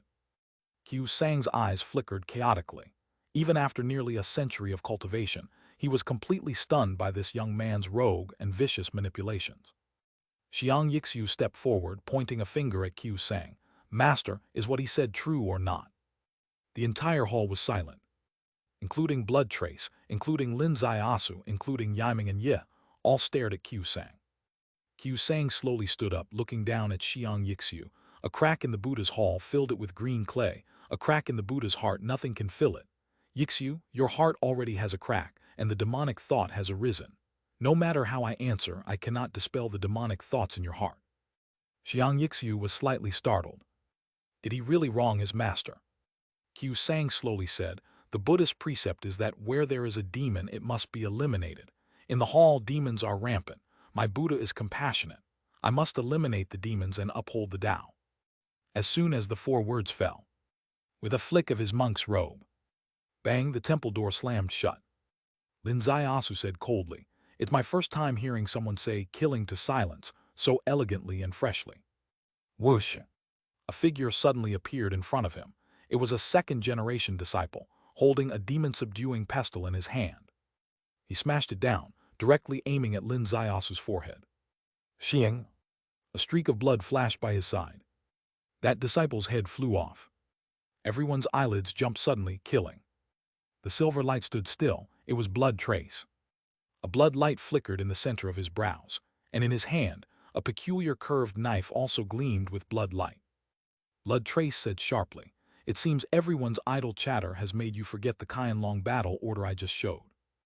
Under the Qianlong battle order, anyone who dared to move recklessly would be killed without mercy. However, this Qianlong battle order didn't seem to work well in this hall." With a boom, the platform in front shook violently, dust flying. A figure broke through the air, directly attacking Blood Trace. Blood Trace's figure flashed to meet the attack. Clang! His curved knife clashed with a shield, and Blood Trace was pushed back 10 meters. The shield spun rapidly, cutting through everything, essentially a larger version of the Dakongshuan divine skill, covering the space where Blood Trace was. Even the Qianlong king faced off against an elder like Master Q Ling, and was repelled in one move. But his retreat was to advance. In the next moment, he became 9 shadows, surrounding Master Q Ling with blood light everywhere. Sinner, 2 words fell, and Master Q Zin charged at Lin Zaiasu, carrying an incomparable force. Whoosh! Xiang Yixu stepped forward, pointing a finger. Rip! Master Q Zin's monk robe turned to butterflies, fluttering. Swish! Another disciple reached Lin Zaiasu. The 2 great masters' attack was blocked by Blood Trace and Xiang Yixu. He had no one else around him. This disciple thought he could snatch a peach. However, Lin Zaiasu's hand suddenly raised. Silver light flashed. Xiang! His dagger stabbed into the attacker's right chest, the significant weak point of the Dakongshuan divine skill. Once broken, cultivation vanished. The disciple's face twisted completely, with extreme despair and disbelief. Chapter 219. Chapter 219. Join forces to kill Qiu Sang. On the high platform, Qiu Sang's eyes suddenly opened wide in disbelief. Swoosh!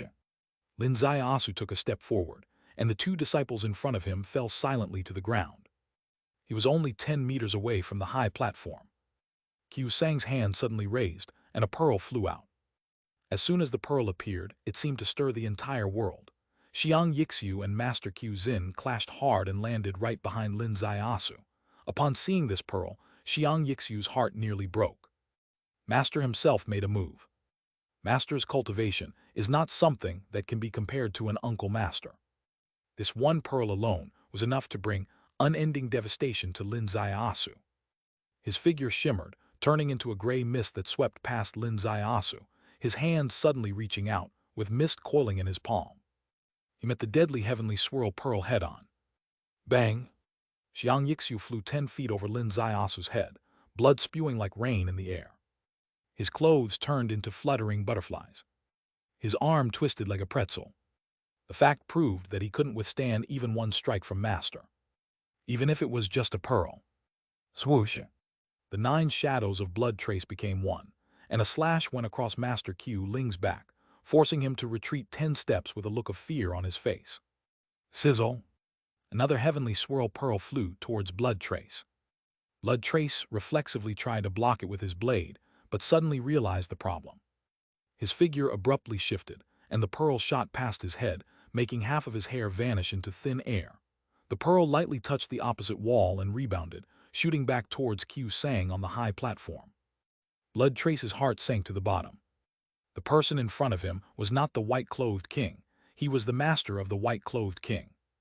Far more terrifying than the white-clothed king by tenfold.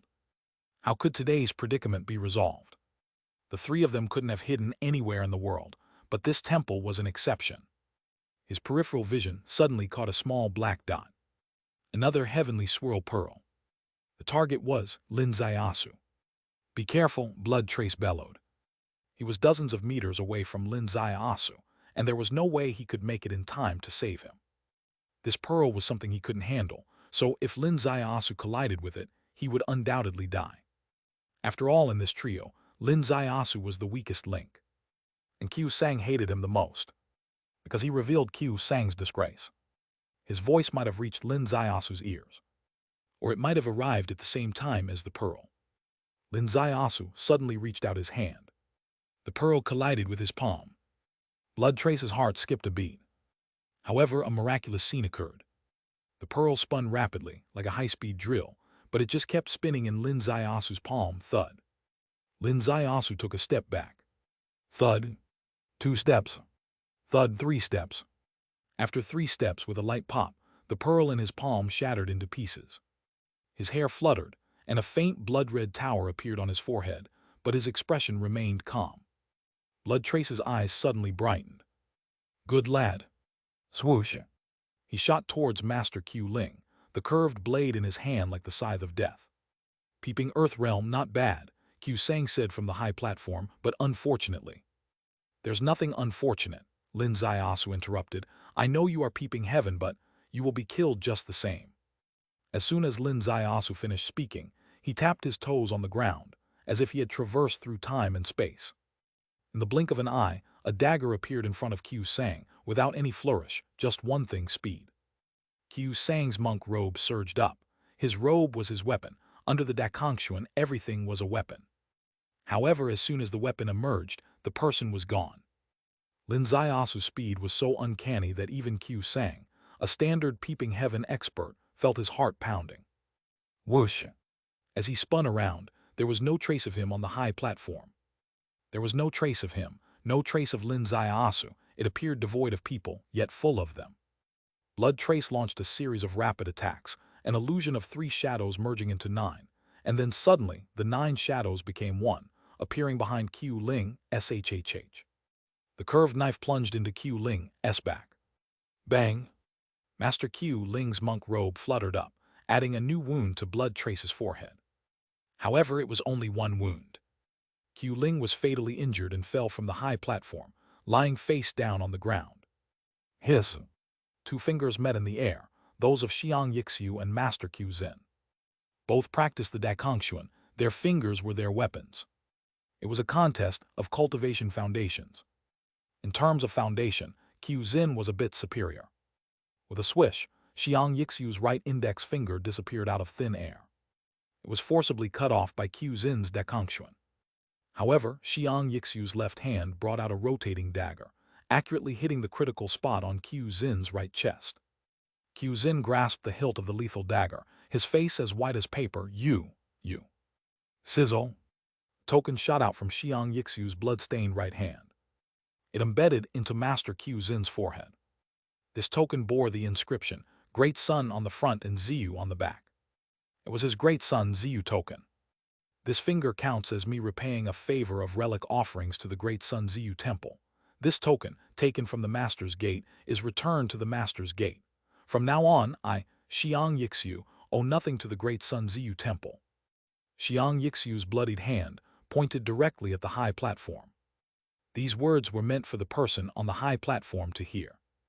Yiming, go. Yeah, go. The 2 disciples beside the door now showed true fear on their faces. Yiming turned abruptly to stare at the 2 disciples, his gaze manic. You also wish to rebel against the Master, one disciple shouted. Yiming's hand suddenly rose, bang. He struck the disciple's forehead with a heavy blow, screaming madly. Q Sang, the old thief, get over here, I want to kill you. You're mad, the other disciple called out. Bang. Yes slapped him on the forehead, raising his face slowly. You killed my parents, dragged me into this, deceived me for 11 years. Q Sang, you and I are irreconcilable. Whoosh. The 2 of them leapt up simultaneously, directly to the high platform. Suddenly a figure appeared before them. It was Xiang Yixiu. Xiang Yixiu placed his hands on their shoulders. Brothers, do not act rashly. Senior brother, Yiming and Yi's voices carried a sobbing tone. Brothers, I understand your feelings right now, but confronting this dog thief head-on, you would only seek death in vain. Watch as your senior brother takes revenge for our destroyed families. Swoosh. Xiang Yixiu spun on his foot and got onto the high platform.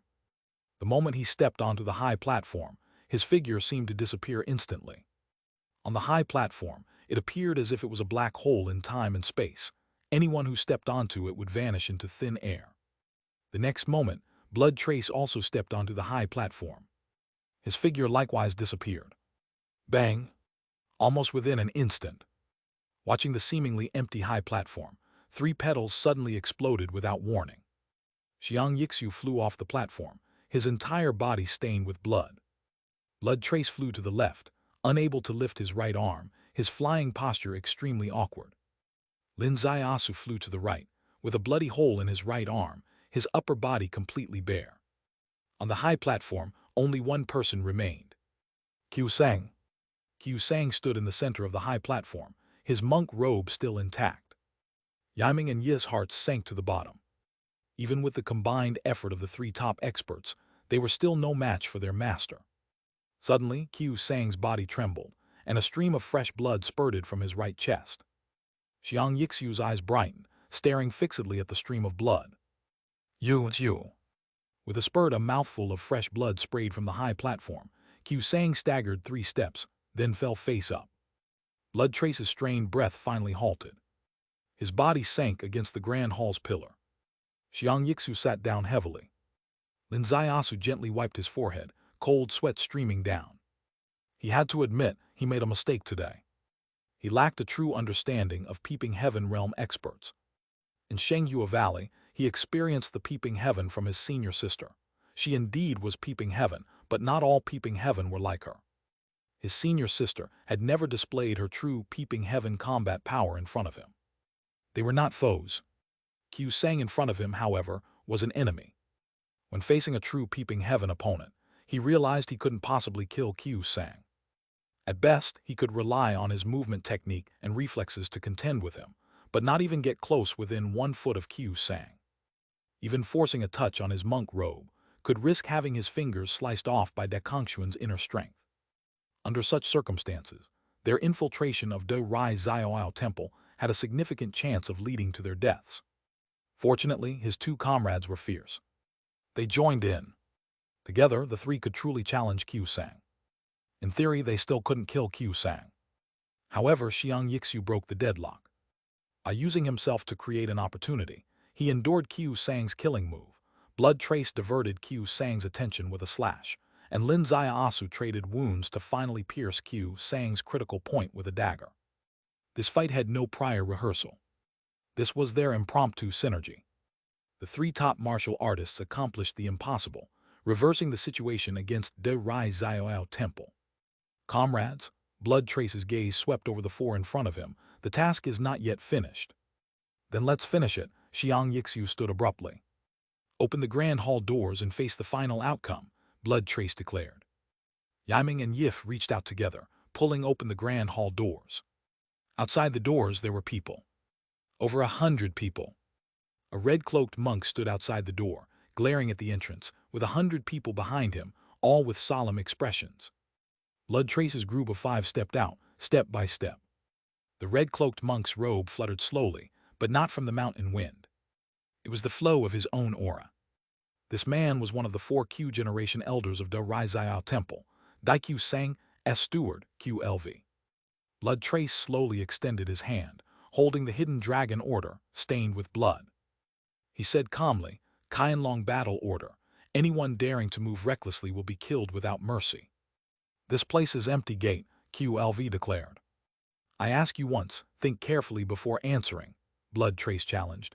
Do you wish to resist law enforcement with violence?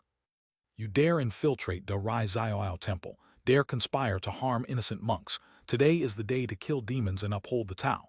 QLV raised his Zen stick. As soon as it came down, a new blood battle would begin. Blood Trace's hand suddenly rose. Qianlong in force. From the sky, several black dots shot out. Following the black dots, a dozen flying vehicles. The black dots aimed for the steps before Blood Trace. Bang! Mountains crumbled and the earth split. These were small-sized missiles. 4 missiles accurately hit the crowd. Countless people were directly blasted into the air. Half of De Rai Xiaoao Temple was razed to the ground. Chapter 220. Chapter 220, Facing the Red Line of Kun Kang. QLV reacted extremely quickly, soaring into the sky and landing on a hillside. Looking at the scene of flesh and blood flying everywhere in front of him, he could hardly believe his eyes. His Zen stick trembled desperately. You actually dared to fire. Zuhan stared at him coldly. I already told you, with the hidden dragon order, there are no forbidden zones, no empty gates. Violent resistance to law enforcement will be met with death without exception. Countless black dots fell from the sky. They were Qianlong robots. There were also Qianlong gold medals. In an instant, the battlefield, littered with flesh and blood, was filled with black Qianlong robots. QLV's lips trembled. Is Qianlong not afraid? Not afraid of inciting public outrage, not afraid of triggering conflicts. Trigger conflicts. Conflicts with whom? Kun Kang. Kun Kang? So what? QLV's voice became strangely calm when mentioning Kun Kang. Zuhan said, it's just as well to use this incident to tell the entire Kun Kang something. You might as well listen carefully. Speak, QLV said. Qianlong bears the national emblem and upholds justice across the land.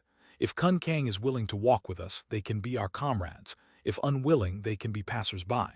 However, if they dare to oppose the nation, there are only 2 words for them: annihilation. Those 2 words, annihilation, were chilling. Everyone present could feel the determination and dominance. QLV's hard-won confidence vanished in the face of this determination. Zuhan waved his hand. All cultivators, arrest them all. Any who resist, kill on the spot. If the situation becomes uncontrollable, cover the entire enemy outpost with firepower directly. Yes, came the unanimous response. Action begins. The disciples looked at Qiu Sang, however. Qiu Sang was looking at the sky. Finally, the disciples laid down their various weapons. A robot approached QLV from behind, wrapping its arms around him. His Zen stick fell to the ground with a clang, and he sighed long, giving up resistance. More than 100 people were all sent onto the air vehicles. The Qianlong warriors exited the scene. Zuhan lightly raised his hand, flexing his wrist. This arm had been dislocated earlier but was now reconnected. However, his back was still drenched with cold sweat. The scene today was so determined. If this issue were brought to Qianlong's table, the discussion would likely be endless. Although Qianlong had its principles, it always hesitated when faced with Kun Kang. Because Kun Kang was the most special place in the world. Kun Kang's strength was not inferior to Qianlong's, and in some aspects even surpassed it. If Kun Kang was provoked and confronted Qianlong head-on, the entire Daxia would bear an unbearable burden. So, when facing Kun Kang, even the most principled person would first set aside their principles and seriously consider the complex and perilous situation. But today he acted directly. Because yesterday he had an analysis session with Lin Zaiasu. He agreed with Lin Zaiasu's concept of a game for the courageous. Kun Kang, no matter how strong its strength, how complex its influence, and how important its position to the nation and the people, must have a red line drawn. Those who dare to cross the line must have the courage to draw their swords. The Rizaiao Temple was the red line Qianlong drew in the face of Kun Kang.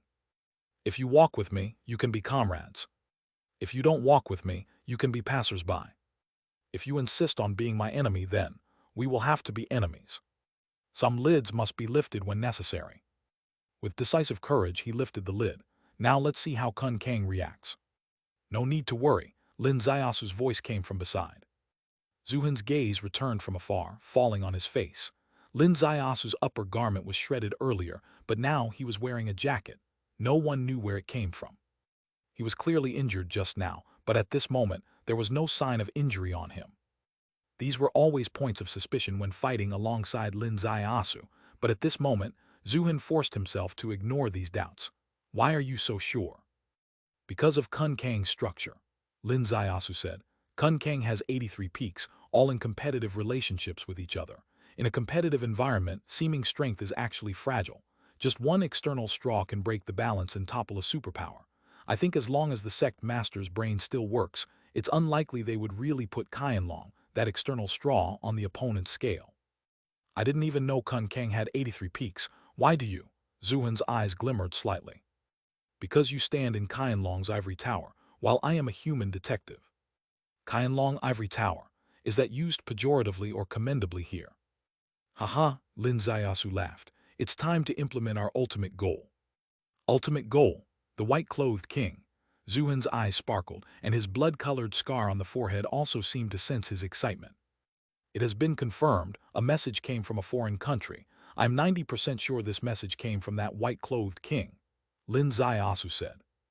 Yes, given the importance, he would definitely contact personally, and the contact must be someone he truly trusts, Zuhan said. But we can really trace this message and locate the information source. Lin Zaiasu glanced at him. This is my domain. Question my integrity if you must, but never doubt my professionalism. Zuhan looked at this kid with some dissatisfaction. Yes, we can be certain that the white-clothed king definitely contacted the Rai Zioao temple. Otherwise, how could this hidden temple quickly grasp an assassination 5,000 miles away? However, there are various ways to transmit information. For such high-end information, it's very likely not through the national network but using enemy satellites. Finding the source through technological means is nearly impossible. You can really do it. Lin Zaiasu strode to a Zen room. This Zen room was Qiu Sang's room.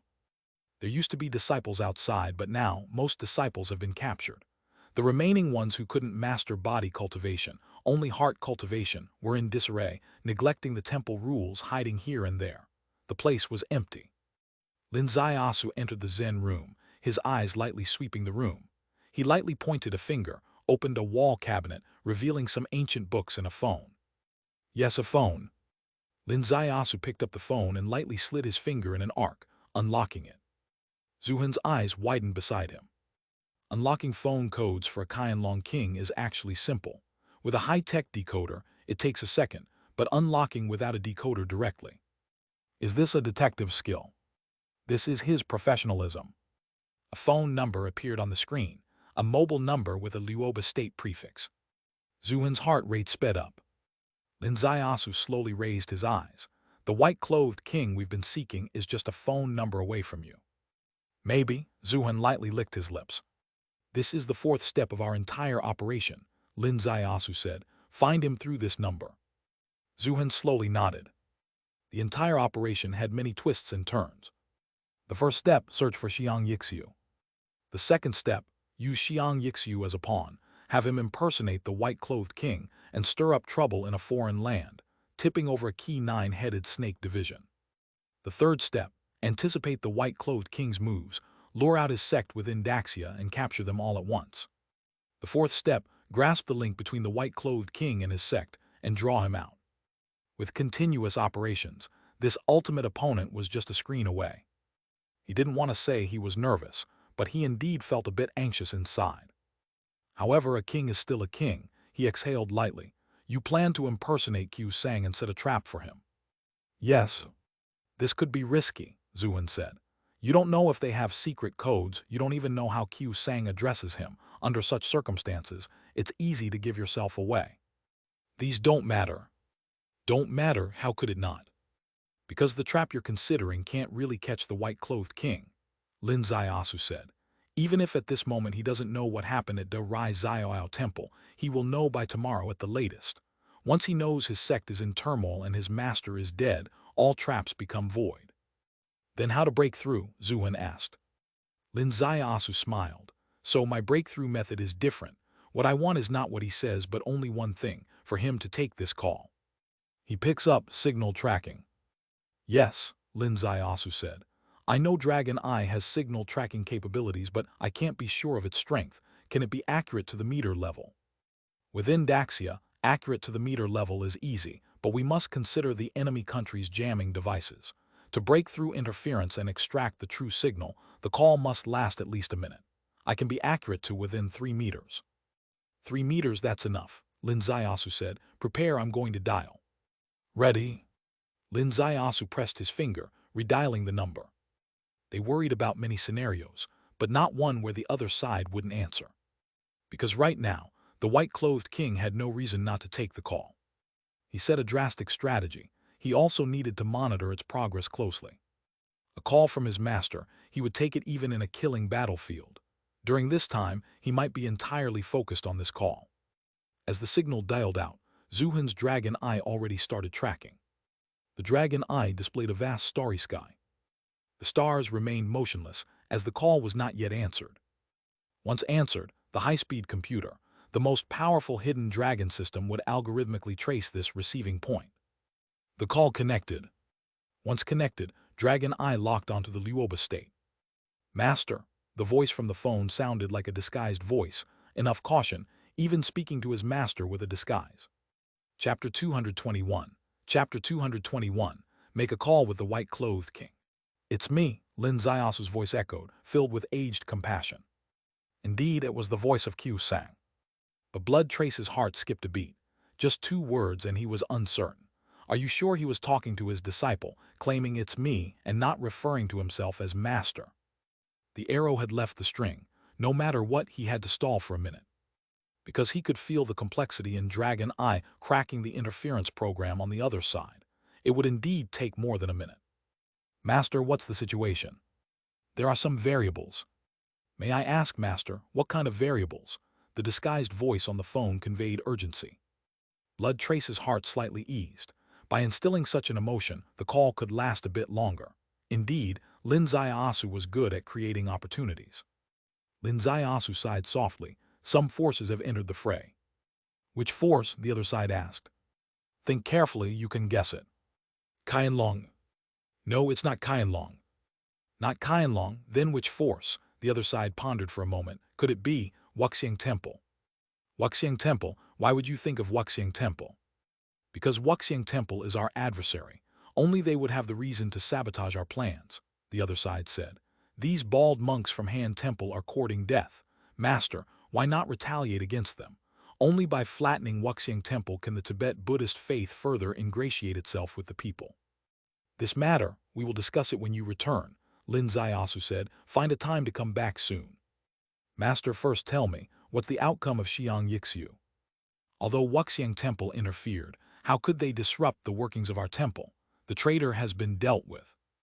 That's great news, thank you, Master, the other side said. I'll be back in no later than 7 days. Good. Farewell, Master. The call ended. The whole call took 2 minutes and 17 seconds. Lin Ziasu's gaze turned to Blood Trace, who also looked at him. How was it? Blood Trace exhaled softly. 2 pieces of news, one good, one bad. Tell me the good news first. We found the signal reception location to the meter. Lin Ziasu's eyes brightened. Don't be so thrilled. The bad news is, this signal is in a fast-moving car. Blood Trace smacked his thigh heavily in frustration. This was his closest attempt at pinpointing the white-clothed king's true location. As soon as he could find his fixed address, he'd be able to locate this ultimate foe within the vast populace. After all this effort, the final result was just finding someone in a moving car. Cars are mobile, locations are not fixed. How can you find someone just sitting in one? Yuoba State's highways crisscross. That particular road is a major route with tens of thousands of vehicles passing daily, and these Western countries rarely have surveillance. Finding him meant nothing. Years of planning utterly failed. This moment of despair, who could understand? Lin Ziasu, however, smiled. Though challenging, it isn't absolutely impossible. Oh! He suddenly exclaimed. He had picked up an ancient book lying next to the phone. The tome opened, revealing old-style Chinese characters, Da Kongxuan. Da Kongxuan, the temple guardian divine power of Da Rizao Temple. Blood Trace's eyes lit up. Indeed, it seems eternal heaven still favors the righteous, Lin Ziasu said. We've been striving mightily to suppress corruption and promote purity, and eternal heaven feels that a token of reward is due, hence this cultivation manual. Blood Trace made a skeevy face. May I give you some advice? Even if you don't believe in something, can you refrain from mocking others' beliefs? You're wrong. I haven't mocked anyone's beliefs. I actively promote the fundamental tenets of eternal heaven in this world. Conversely, hypocrites like Qiu Sang, who preach faith yet secretly trample the heavenly Tao, human Tao, and Buddhist principles, are the ones truly mocking the concept of faith. Let's go, Professor Xiang needs treatment. They left the Da Rizao Temple. Xiang Yixiu had already gotten into his car, accompanied by his 2 junior disciples, Yiming and Yihe. The 2 junior disciples exited the car and bowed to Lin Ziasu. Then they turned back and re-entered the car. Xiang Yixiu opened the car window and looked at Lin Ziasu and Blood Trace with a complex expression. Don't feel guilty about me. I willingly chose to be this pawn. That is first. Blood Trace and Lin Ziasu exchanged glances but said nothing. Xiang Yixiu continued. Also, don't be too pleased with yourselves, Lin Ziasu, you bastard. I told you that one day I'd dig a deep pit for you and watch you struggle from the side while smoking a cigar. Lin Ziasu laughed. Xiang Yixiu added, I need to treat my injuries, find a female nurse for some comfort.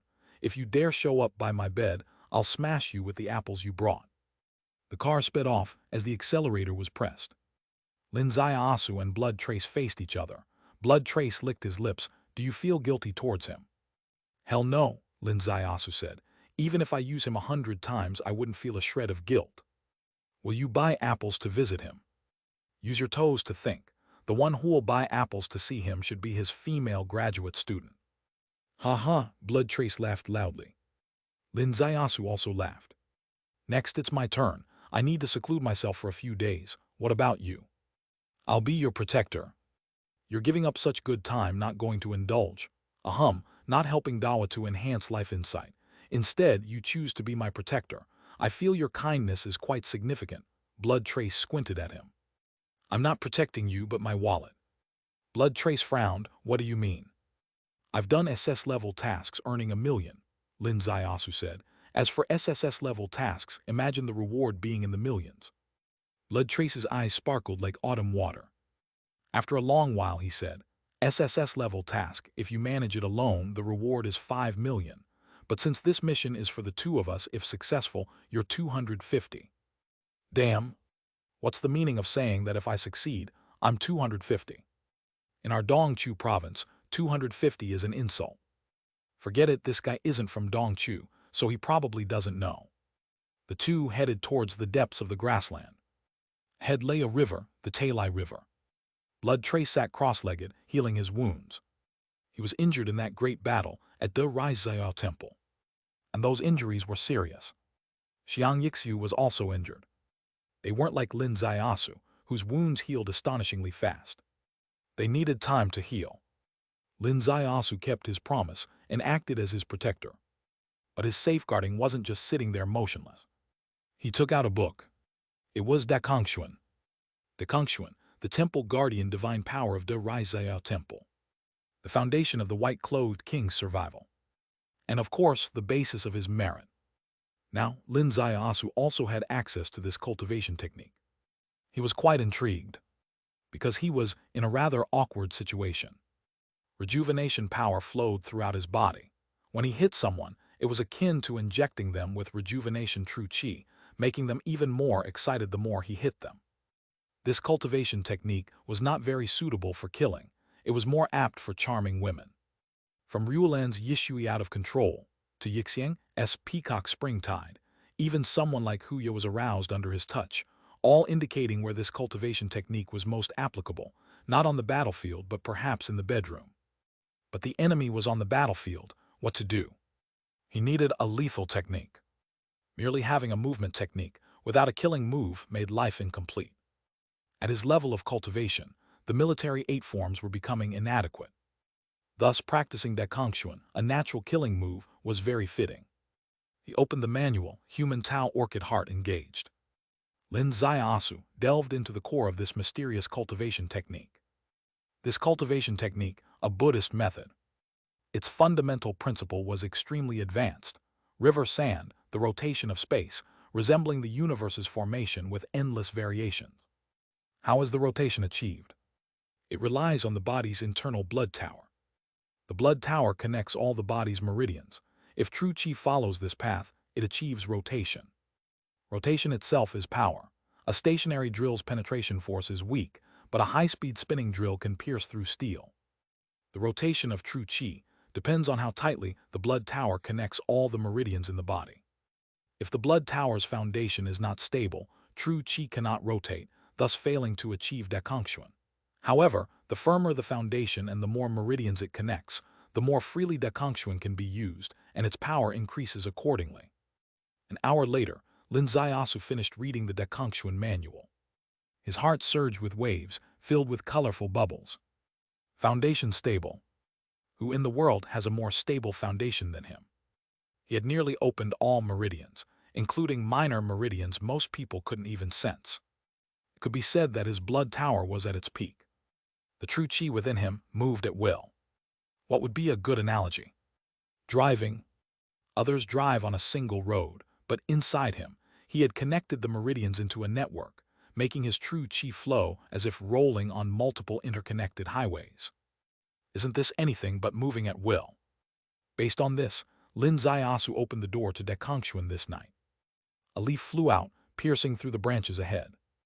It was just an ordinary, flying flower-picking leaves move, unrelated to Dakongxuan. But the second leaf flew out spinning. Initial activation. The third leaf spinning intensely. The fourth leaf spinning to the extreme, with its spinning almost imperceptible. The fifth leaf, the sixth leaf, the seventh leaf. The spinning speed kept increasing. An hour, 2 hours, he gradually entered a mysterious state. Deep into the night, the leaf in Lin Ziyasu's hand flew out. It caused a great gust of wind. The leaf pierced through the weeds ahead as if a giant snake, creating a tunnel, and within 30 meters, the weeds along the path were entirely shredded. Lin Ziyasu's heart pounded. According to Dakongxuan's manual, he had entered the second stage, a stage of unparalleled power. However, this was only the middle stage in Dakongxuan. Xiang Yixiu, the white-clothed king, and the monks of the Q generation had all skipped this stage. Their Dakongxuan didn't show such power along the way. On the contrary, during their journey, there was no visible power. Only upon reaching the target it released its force, making it an advanced stage move. The manual described it as light as dust, heavy as mountain collapse. Light as dust at the activation stage, heavy as mountain collapse upon reaching. Chapter 222, Chapter 222, Stealing the Unique Technique Dakongxuan. This earth-shattering strike startled Blood Trace, who was in the middle of healing. Blood Trace opened his eyes and saw the scene. He was slightly perturbed, almost disrupting his painstaking healing process that took all night. Fortunately, his cultivation was profound enough to force himself out of the query. Is Lin Ziyasu a cultivation freak? Why can he master Dakongxuan so quickly and re-enter the healing state? Lin Ziyasu also realized that if he caused such a commotion beside Blood Trace, it wouldn't be called protecting a guardian. It would be called causing trouble. Hence, he moved away 500 meters. The grassland was vast. The grassland had a wide field of vision. Even if he moved hundreds of meters away, he could still monitor Blood Trace's state anytime. Moreover, Blood Trace's healing was not a deep retreat, and usually no one could approach. Once he moved away, his Dakongxuan exerted its full power.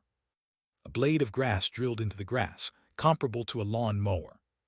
The blade of grass lifted its head from the grass, and the miscellaneous trees on the grassland suffered, being shredded into pieces by this blade of grass. The momentum grew stronger. The power scaled step by step, reaching its peak, pushing towards a higher peak. Time passed minute by minute, and Lin Ziyasu's true qi erupted as if it cost nothing, leaving no room for sparing, disregarding depletion, pushing Dakongxuan with all his might. The true power of his rejuvenation secret technique was demonstrated under such extreme exertion. That is, his speed of recovering true qi was extraordinarily fast. With ordinary cultivation laws, such extreme exertion might exhaust true qi in 10 minutes, unable to sustain. But with his blood tower rotating slowly, true qi emerged endlessly. Although he consumed quickly, true qi generated swiftly, even with full exertion. He had only depletion without the feeling of true qi exhaustion. This made Lin Ziyasu both surprised and delighted. What did this imply? This implied that if he truly encountered formidable foes, he could outlast his opponent with endurance. That matter stood aside, for now. The immediate matter implied he could push Dakongxuan to its limit with unparalleled pleasure. Continue pushing. An entire day and night. Blood Trace remained in retreat. The grassland still had no one. Lin Ziyasu ate a few pieces of wolf meat from the space storage without disturbing Blood Trace, continued pushing. Finally, on this night when the moon rose, he achieved nirvana in another sense. His Dakongxuan momentum began to weaken.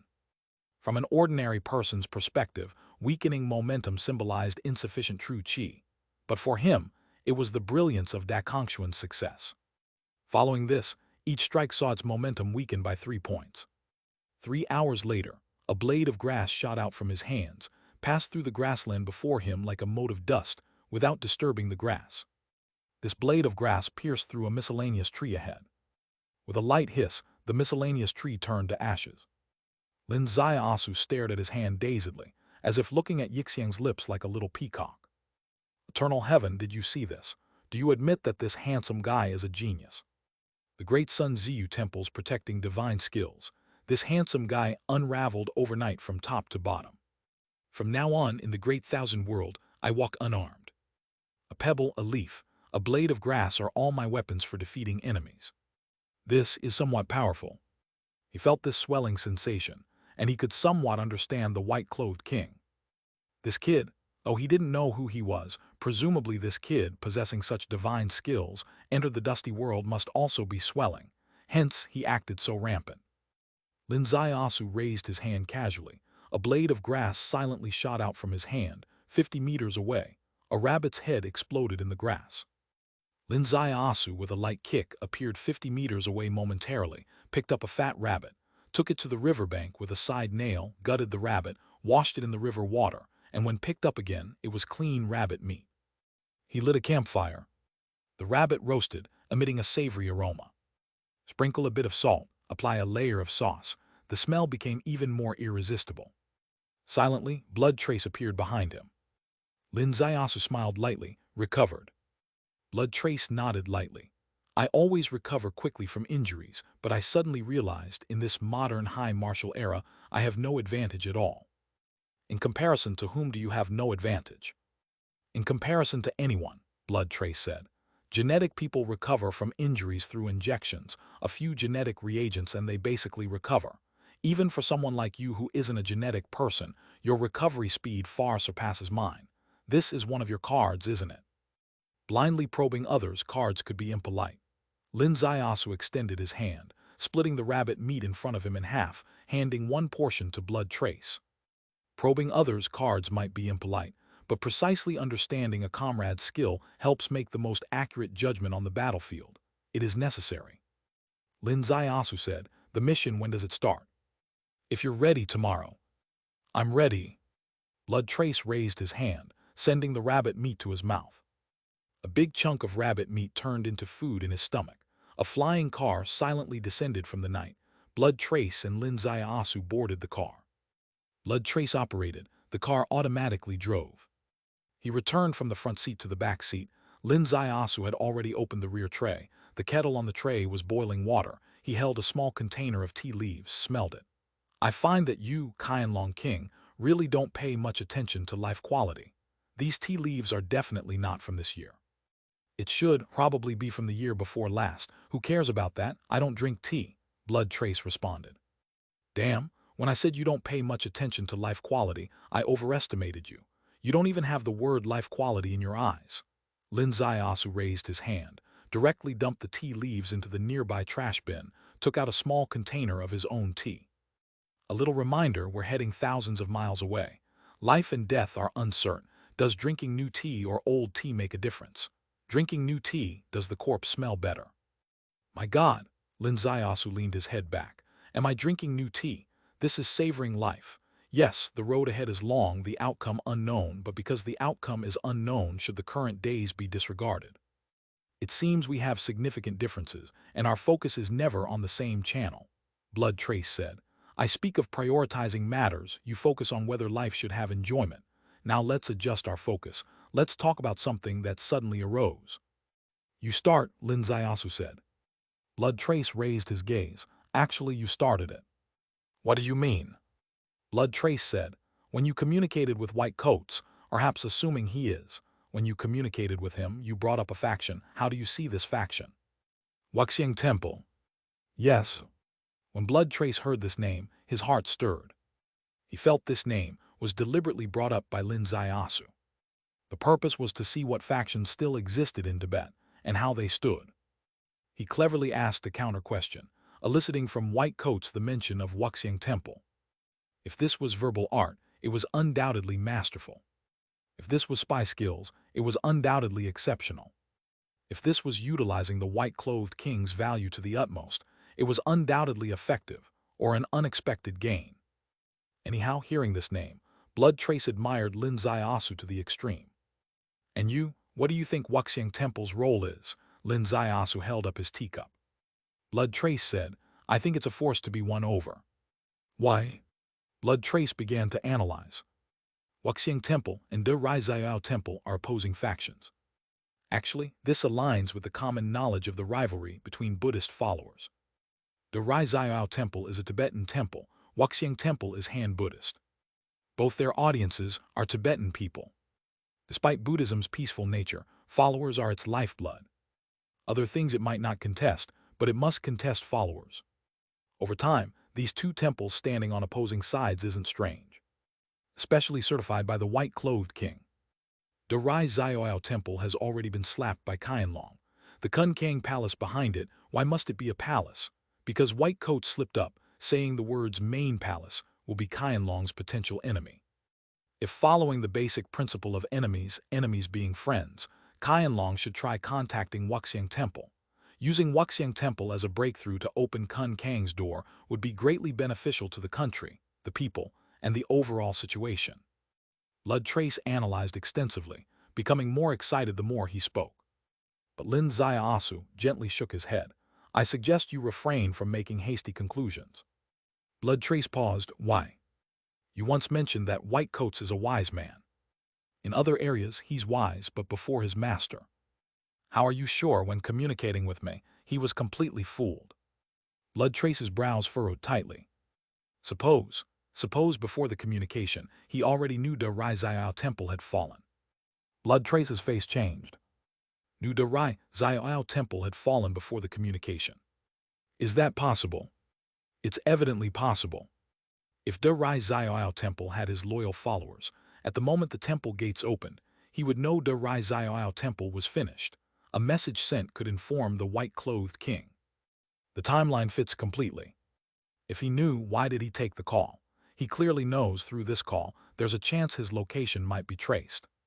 He took the call. Could Qianlong really lock onto him? In the car, it's hard to lock on. This might be his luck, but might also be intentional. Blood Trace's back broke out in cold sweat. If intentional, what is his purpose? Chapter 223. Chapter 223. Every step beyond the enemy's expectation. Let me ask you first, if you knew he was on a certain road at a certain time, what would you do? Blood Trace replied, I would activate the informants in Luoba State to track his vehicle. There is a chance we could locate it. The chance of finding it is small, but the chance of exposure is large. Lin Ziaosu said, is this informant inactive at the moment? No, this informant is very secretive and not suitable for remote activation. I plan to activate it when we get there. Good. If he is doing it deliberately, one of his goals through the informant's activities would be to locate and eliminate the informant. Blood Trace asked, one of his goals, so is there another? If, I always say if. Lin Ziaosu leaned forward slowly. If this phone call is one of his moves, any hidden detail in it must be thought of in a complex manner. Wuxiang Temple is the biggest hidden point. Wuxiang Temple, what hidden point could you think of? He didn't need to mention Wuxiang Temple, but he did. Lin Ziaosu said. He also didn't need to explain that Wuxiang Temple is opposed to the Rai Zioao Temple, but he did. This is very suspicious. It seems like he's trying to make a distinction. Make a distinction? You mean, the Rai Zioao Temple and Wuxiang Temple might be two sides of the same coin. There's one thing you might not have noticed. The Rai Zioao Temple appears to be a Tibetan temple, but it also has traces of Han Buddha. You're referring to the most direct evidence. Lin Ziaosu raised his hand and handed Blood Trace the ancient text, Da Kongxuan. This ancient manuscript is written in Chinese, and Da Kongxuan is actually a Buddhist martial art, and it's a very pure example of Han Buddha. Blood Trace took the ancient manuscript, frowned. If everything matches your assumptions, then White Coats wants us to make contact with Wuxiang Temple. Yes, Wuxiang Temple is unfathomable. I suggest Qianlong at this stage to have no illusions about it. Little Sue, Blood Trace gently sighed. What do you want to say? I want to say, after this mission you should join Qianlong. I think Qianlong really needs you. This might be the greatest affirmation from this heavenly king to a non-staff member. Lin Ziaosu lightly shook his head. We can discuss anything except this, don't discuss it. Blood Trace said, then let's discuss how we should plan after entering Luoba State. Entering Luoba State is extraordinary. We don't need meticulous planning. We just need to achieve one thing. Which one thing? Every step we take must be in places others cannot think of. Blood Trace nodded slowly and returned the ancient manuscript. You keep it, maybe one day it will be useful. Lin Ziaosu did not take it. You? I no longer need it, I have mastered it. Lin Ziaosu smiled. How is it? Admire me, surprise me. Blood Trace's mouth opened wide. If Qianlong King could speak crudely, he had a belly full of crude words to say. He is one of the rare martial arts masters in Qianlong. He is also a martial arts authority that even Chief Long would consult. His martial arts comprehension is exceptionally outstanding. He is the cultivation genius in his branch of ancient martial that even his master praises highly. Thus he became Qianlong King. But he could never have imagined that his ultimate opponent, White-Clothed King's most formidable trump card, would be mastered by one person in 2 days and nights. Yes, mastered. To the realm of perfection. It was clearly not the impressive but hollow Dekongxuan he saw last night, but the deeply profound realm comparable to White-Clothed King's Dekongxuan. Speeding to the airport, Blood Trace changed his attire, wore a mask, transforming into a middle-aged man in his 40s. As usual, he also prepared an identity for Lin Ziasu, that of an overseas student named Du Qingquan. Lin Ziasu stared at Du Qingquan's profile for a while. His facial features slowly changed. In an instant, he became Du Qingquan. Blood Trace's eyes flickered. Blue Demon and I analyzed before, preliminarily judged your disguise technique to be using true qi. Now it's confirmed, I must say, our ancient martial is truly omnipotent. I didn't hide from her, nor did I intend to hide from you. Lin Ziasu's voice had a bit of Su Bei accent because Du Qingquan was from Su Bei. They left the speeding car, which automatically returned to Qianlong headquarters. And they entered the airport each holding a passport. Blood Trace was a university professor, and Lin Ziasu was his graduate student. They were headed to Manlin's University in Luoba State for academic exchange. Manlin's University was only 30 miles away from the location they had locked in using Dragon Eye. The plane soared into the sky, carrying them straight to Oman City in Luoba State. At this moment, Oman City was shrouded in night. The lights were not dazzling, but had a certain charm. Oman City, a very old Western city. Modernization started early. It was once the representative city of the Renaissance in Luoba State. When Daxia country was still under feudal royal power, this place shone like a beacon of civilization in the Western world. Some students from Daxia country visited here, and seeing the sights here, their hearts surged with waves, marveling at how humans could live so freely and comfortably. With such seeds in mind, they returned to Daxia to start the new cultural movement in Daxia. Thus, Daxia opened the door to reform amidst the historical tides. Over 100 years have passed. Under the selfless dedication of generations of pioneers, amidst a barren environment with unstoppable drive, Daxia gradually caught up with the pace of civilization, in some aspects even standing at the forefront of civilization. Many people don't acknowledge this. Some harbor ingrained colonial mentality. Some are purely brainwashed by the West. Yes, brainwashing, in the current strategic situation of East-West grand struggle, is part of the West's public opinion war. According to online rumors, Yingyu country allocated tens of billions of funds to buy off brokers and influential figures in Daxia to promote this public opinion war. Many people have been brainwashed. They stubbornly believe that compared to the West, Daxia has a vast gap in all aspects, always praising Yingyu and Luoba, considering Western systems as the ultimate direction of human civilization. But actually, many things just keep hitting back. For example, this nighttime illumination.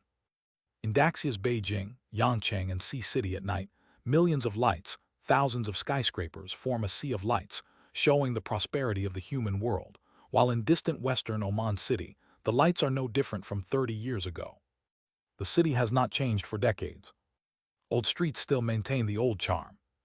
An estate has the same look as 30 years ago, or even 100 years ago. Ancient castles, gray bricks, century-old trees swaying in the night breeze. Beneath the shadow of the trees, on the second-floor platform of the castle, a lone lamp. Under the lamp, a young man in a white robe quietly looked across the river at Oman City. Night breeze rose, his hair fluttered gently. His eyes gleaming in this quiet night. A blonde, blue-eyed beauty held a tray, and on the tray, a bottle of champagne and 2 wine glasses. Despite it being winter, she wore a white mink coat over a revealing bikini. As she approached, the 2 bulges inside the mink coat surged like waves. A champagne glass was handed to the young man, and she sat on his lap. The white-robed man raised his hand and lifted the champagne.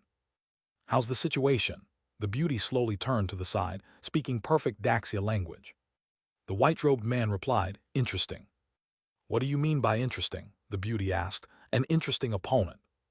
The white-robed man smiled faintly. "Using my senior as a pawn to make me take action, taking this opportunity to seize my sect, not caring about Kun Kang's reaction, not caring about entering an uncontrollable situation, acting so decisively, is indeed very different from the usual Qianlong." The beauty raised her eyes. "After your master spoke with you, something happened to him. You cannot return to Daxia as per his instructions." The white-robed man's gaze fell on her face. "Do you really think something happened to my master only after speaking with me?" The beauty's brow furrowed slightly. "What do you mean? Could it be before? Was he under their control when he made that call to you?" The white-robed man said, "That call was not from my master." The beauty's face changed dramatically. "Are you certain?" "At first I wasn't sure," the white-robed man said, "but when I introduced the concept of Wuxiang Temple, I became completely sure." The beauty said, "Because Wuxiang Temple is not actually opposed to De Rai Xiaoyao Temple. You left a trap in your words." "Yes, the fact that he couldn't recognize this trap shows he wasn't my master." "This trap, even I couldn't recognize it," the beauty added. "Having studied Kun Kang forces for so many years, I always believed that Wuxiang Temple should naturally be opposed to De Rai Xiaoyao Temple." "That's because you still don't understand the real Kun Kang. What you see of Kun Kang is just the tip of the iceberg." The beauty's gaze slowly shifted. "That call was not from your master. Only the opponent who pushed De Rai Xiaoyao Temple to the brink of disaster could have made that call. So, what is his real purpose? To lure you back to the country and walk into the trap?" "No, he absolutely expected that the major change in De Rai Xiaoyao Temple couldn't be kept from my ears. Once I heard about it, I wouldn't return to the country and walk into a trap," the white-robed man said. "So his real purpose was to use this call to lock down my location, then activate Qianlong's covert lines to uncover my identity." The beauty suddenly broke out in a cold sweat. "Good thing you were in the car, if you were in this estate." "Do you think me being in the car was a coincidence?" The beauty's eyes brightened suddenly. "You were also designing." "I've been contending with Qianlong for over a decade. Designing and counter-designing is a routine between us." "What is your purpose?" "Qianlong's covert line," the white-robed man said. "Let's get our men to operate fully and see who investigates that route, that car." Chapter 224. Chapter 224. The reunion of two great rivals after 3 years. "Yes," the beauty replied. "I'll arrange it immediately." She left the lap of the man in the white robe, walked a few steps, and then suddenly stopped, slowly turning her head back. "Wuxiang Temple. What role does it play in your chessboard?" "Its initial role position is a meat grinder, or a misleading obstacle that draws people into the quagmire." "Meat grinder. Misleading obstacle drawing people into the quagmire." The beauty understood. The man in front of her, with just one phone call, clearly indicated that the De Rai Xiaoyao Temple and Wuxiang Temple were adversaries. Qianlong was worried about not having a way to infiltrate Kun Kang. Knowing that a power like Wuxiang Temple is an enemy to their enemies, then, based on the basic principle that the enemy of my enemy is my friend, it was possible to connect with Wuxiang Temple. As long as there is a connection, then Wuxiang Temple becomes Qianlong's meat grinder, or at the very least, it can mislead Qianlong. This is a game of strategy. This is wisdom. However, given the current situation, your opponent is not simple. Could he see through your clever trick? If that happens, wouldn't it backfire? Couldn't Wuxiang Temple be exposed to their sight because of you? He, the man in the white robe smiled. You've become quite the Da Zia insider. Have you ever heard of open conspiracy? Open conspiracy, knowing it's a ploy but having to go along with it. Exactly, the man in the white robe said. Wuxiang Temple is just such a force. You see it as an ally, it can swallow you whole without leaving a trace.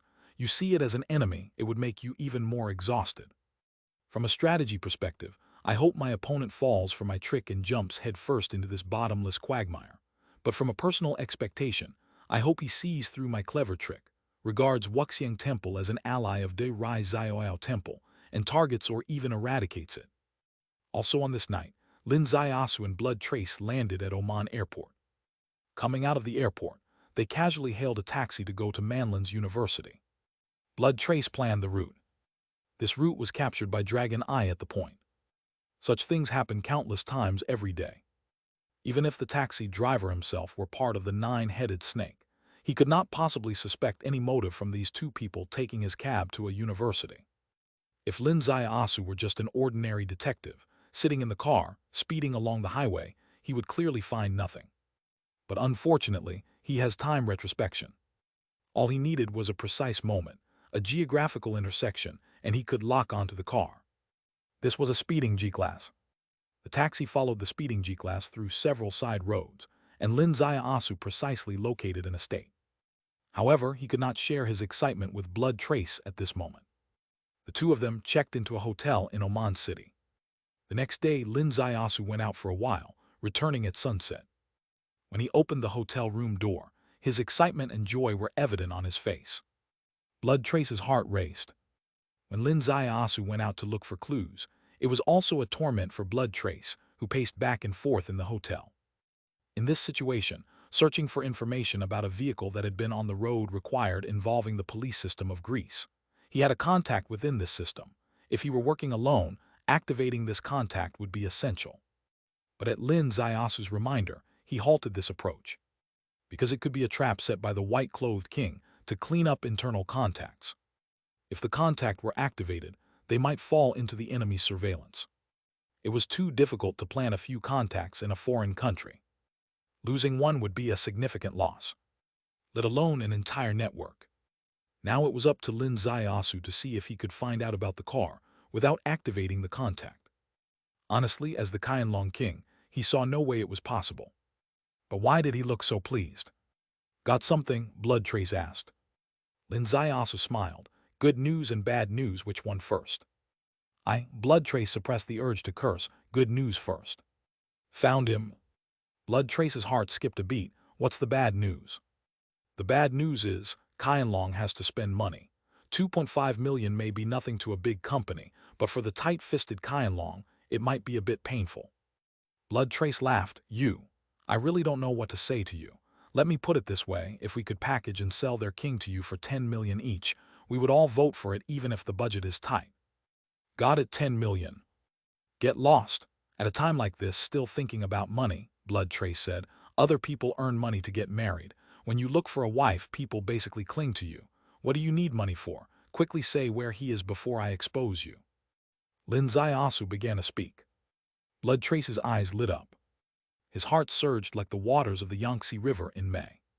The person he had been desperately seeking. The one who left a scar of shame on his forehead as a king. The one who caused such significant damage to Daxia country. Finally, he was no longer a vague figure in white among the misty mountains. Instead, he was a clear coordinate in the vast sea of people. Lu Xiaoshu. English name Zuki. He studied under Qiu Sang of Do Rai Zaiao Temple and was the fifth disciple of Qiu Sang. He was currently one of the 5 disciples who held successful careers overseas. His success in business had nothing to do with cultivation, but rather his business empire. He engaged in international trade, and his dealings with Daxia country were completely normal. Many companies that worked with him had the impression that he was a Xia descendant and had deep feelings for Daxia country. If the 5 overseas disciples of Do Rai Zaiao Temple were ranked, his likelihood of being the white-clothed king would probably be the lowest. But indeed it was him. He has residences in 4 countries. Have you pinpointed where he is at the moment? Blood Trace asked. Lin Zaiasu gently raised his hand and pointed across a small river. There stood an ancient estate. 100 years ago, it was the ancestral land of the Chris family, and it still is today. The Chris family is a prestigious family in its country, and they have a descendant named Issa Chris. This woman is Lu Xiaoshu's lover in this country. The night deepened. Lu Xiaoshu still stood on the second-floor terrace. He seemed to have a particular fondness for this terrace. Every night he would be here. People like him, cultivators in such situations, loved control. Being on this terrace was a part of his control. From here, he could observe the surroundings, gaze across the river at the city on the other side. The traffic on the streets, the flow of people, the city's movements were all under his control. Of course, the estate itself was more under his control. Over 30 servants, all were his people. And absolutely trustworthy. Why? Because the untrustworthy and suspicious ones were dealt with without hesitation using a single leaf, All the suspects were gone, so the remaining ones had to be absolutely reliable, didn't they? In this estate, he was the king. Everyone, including the titular owner of the estate, Issa Chris of the Chris family, was just his mistress, ready to pick up or discard at will. This was the notion of freedom and detachment he brought from De Rai Zioao Temple, or was inherently within. The sound of footsteps came from the stairs, Issa's footsteps. Her high heels supported her stunning figure, producing a rhythmic pattern. Yes, Issa appeared. She had already handled the matters Lu Xiushu had assigned to her. Tonight was a time for enjoyment. She had to admit that a cultivator like Lu Xiushu could give women an ultimate ecstasy. She loved this experience, which was the key reason she was willing to be his lover. Just as Issa reached the top step, suddenly a hand appeared out of thin air. Issa's eyes widened abruptly, and she slowly fell limp. The tray in her hand seemed about to crash onto the floor, shattering into pieces. However, the tray landed lightly on someone's toes, dissipating all its force as if held by invisible hands, gently placed on the floor. Lu Xiushu turned back abruptly, his hair flowing with an unusual rhythm in the night breeze. He stared at the person appearing at the staircase, his face filled with disbelief. A tall figure, flowing long hair, a blood-red scar on the forehead. "White-clothed king, we finally meet," Blood Trace said 7 words, his voice seemingly traversing the long road of time. Lu Xiushu closed his eyes slightly and then slowly opened them, revealing your hand directly. "Since I've found you, revealing or not revealing the hand doesn't matter. Anyway, it's going to be a fight to the death," Blood Trace said. Coming all the way just for a fight to the death, Blood Trace King is indeed bold. Lu Xiushu smiled faintly. "Have you forgotten how you got that scar on your forehead?" "In these 3 years I haven't forgotten for a single moment," Blood Trace said, "but after tonight I will forget. Indeed, after tonight when you're gone, you'll forget everything." Before he finished speaking, the teacup in his hand shattered into pieces. In the next instant, the fragments shot toward Blood Trace with a speed faster than a bullet. This shot was like a shotgun blast, covering all of Blood Trace's space. This was his Dakongxuan. In terms of power alone, it was obviously not on par with Qiu Sang. However, the breadth of the attack, covering an entire area, even Qiu Sang could not be this decisive. The fragments flew, and Blood Trace was still there. The fragments reached, and Blood Trace's figure suddenly flickered. With a light sound, the fragments passed through his figure, but it was merely an afterimage. Boom! The small house on the rooftop behind him was completely shredded by the shards. Amid the flying dust, a remnant shadow leaped over 10 yards, suddenly appearing to Lu Xiushu's right, the dagger raised, cold as ice. Lu Xiushu's body seemed to be picked up by the wind and floated off the terrace abruptly. With a light hiss, the chair he had been sitting on was sliced into countless pieces. Blood Trace's movement technique, Heavenly Shadow. Blood Trace's attack, Earth-splitting blade. One flicker could dodge any attack, one strike could split ironclad troops. This was a level he had not reached 3 years ago. Because 3 years ago, he had just built the blood tower within his body. Today, he had achieved 8-star breaking sky, just a step away from observing heaven. 3 years of painstaking cultivation, all for today. Chapter 225. Chapter 225. Treat others the way you want to be treated. However, in these 3 years, Lu Xiushu hasn't been idle either. His movement technique has become even more unpredictable compared to 3 years ago. This is the Xiaoao Lotus Steps from the De Rai Xiaoao Temple, where the swaying lotus opens in an unknown corner. The two connected, starting from the platform and reaching the small garden below. Wherever they went, the garden seemed to encounter the most terrifying typhoon, trees destroyed, vegetation ruined. More than a dozen figures in the manor simultaneously leaped up, each one horrified. Who could fight with the godlike master to such an extent? This was beyond their imagination. But since the master was fighting someone, they naturally had to join the battle. They each took up their weapons, revealing their identity as genetic people, each unleashing a storm of combat power. However, in the darkness, it seemed there was a pair of deadly hands lurking. 1 person fell. 2 people fell. 5 people fell. The last 3 just blocked Blood Trace from behind when suddenly their heads soared into the sky. From where they stood, a person appeared, an ordinary young man. He, of course, was Lin Xiaosu. Whiz! In the seemingly empty air, the sharp sound of weapons clashing rang out. Two figures flew backward. Blood Trace landed beside the fence behind him, while Lu Xiaoshu crashed into the opposite wall, standing on it at a 90-degree angle as if he had suction cups on his feet, firmly grounded. Lu Xiaoshu's fingers glowed with a metallic sheen. Just now he had clashed head-on with Blood Trace's dragon scale, yet his fingers had not fallen behind in the slightest, nor were there any wounds. Is there another helper? Which heavenly king? Lu Xiaoshu's expression slightly changed. He controlled the surroundings from the platform above. He hadn't discovered Blood Trace, firstly because Blood Trace and his cultivation were on an equal level, and secondly because Blood Trace used Issa as a cover. But suddenly, he realized there was another person he hadn't discovered. This person who had suddenly appeared and killed nearly all his elite subordinates. This movement technique, this killing method, was no less than Blood Trace's and could only be at the Heavenly King level.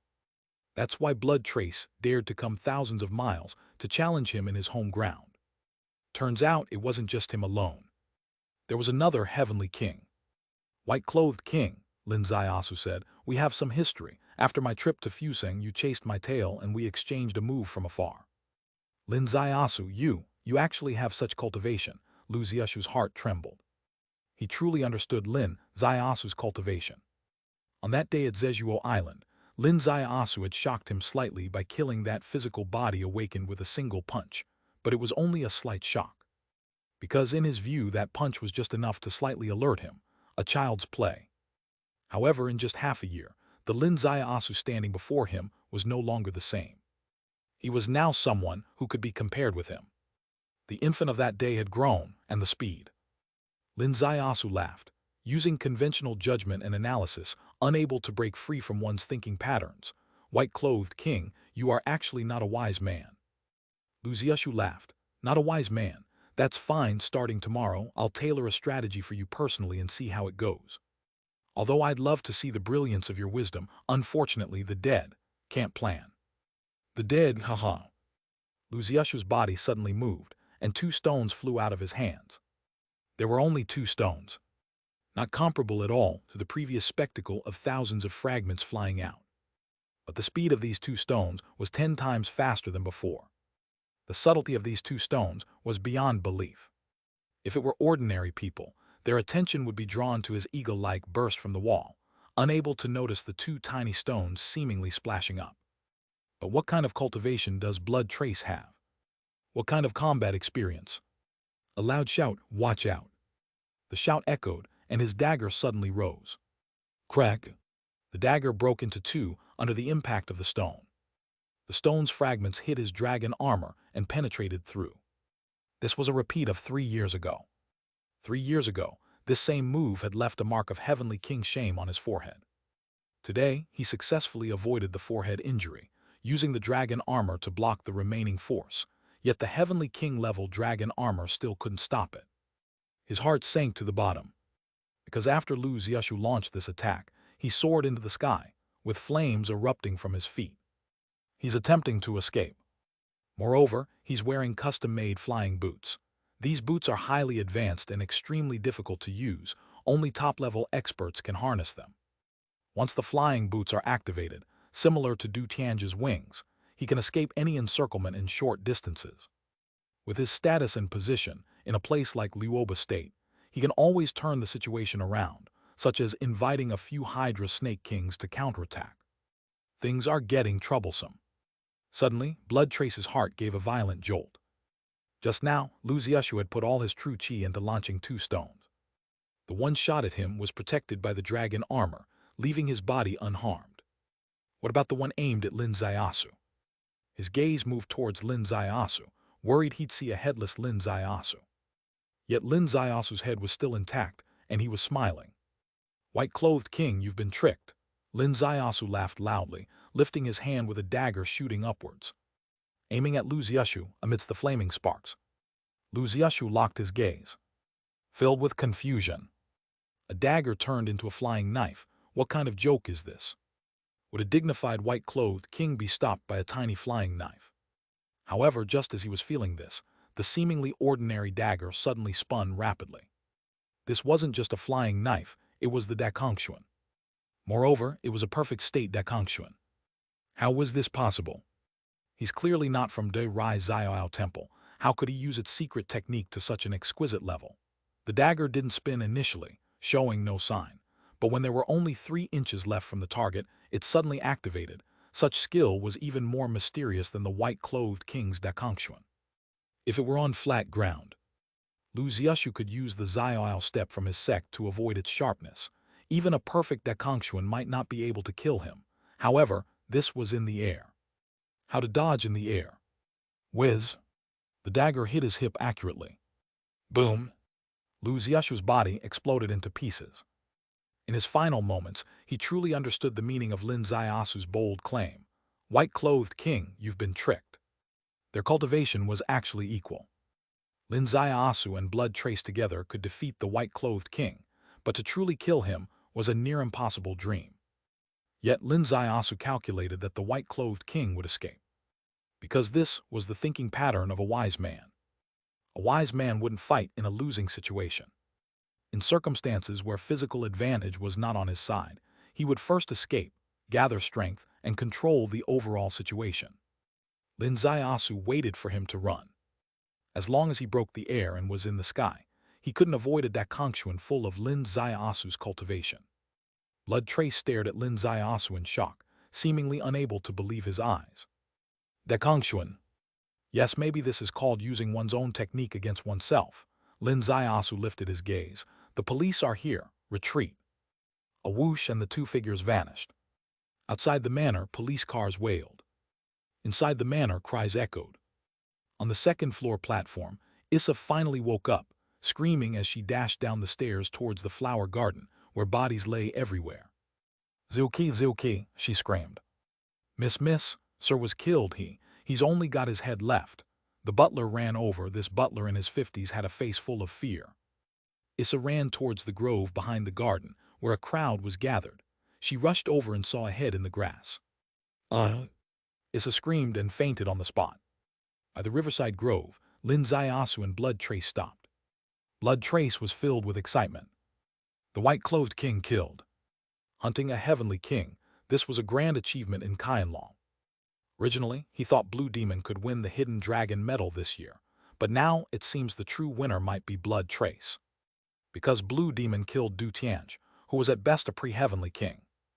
While Blood Trace killed a true heavenly king, and one who caused immense damage to Daxia, the most dangerous and deserving to die in the Qianlong dictionary, the white-clothed king.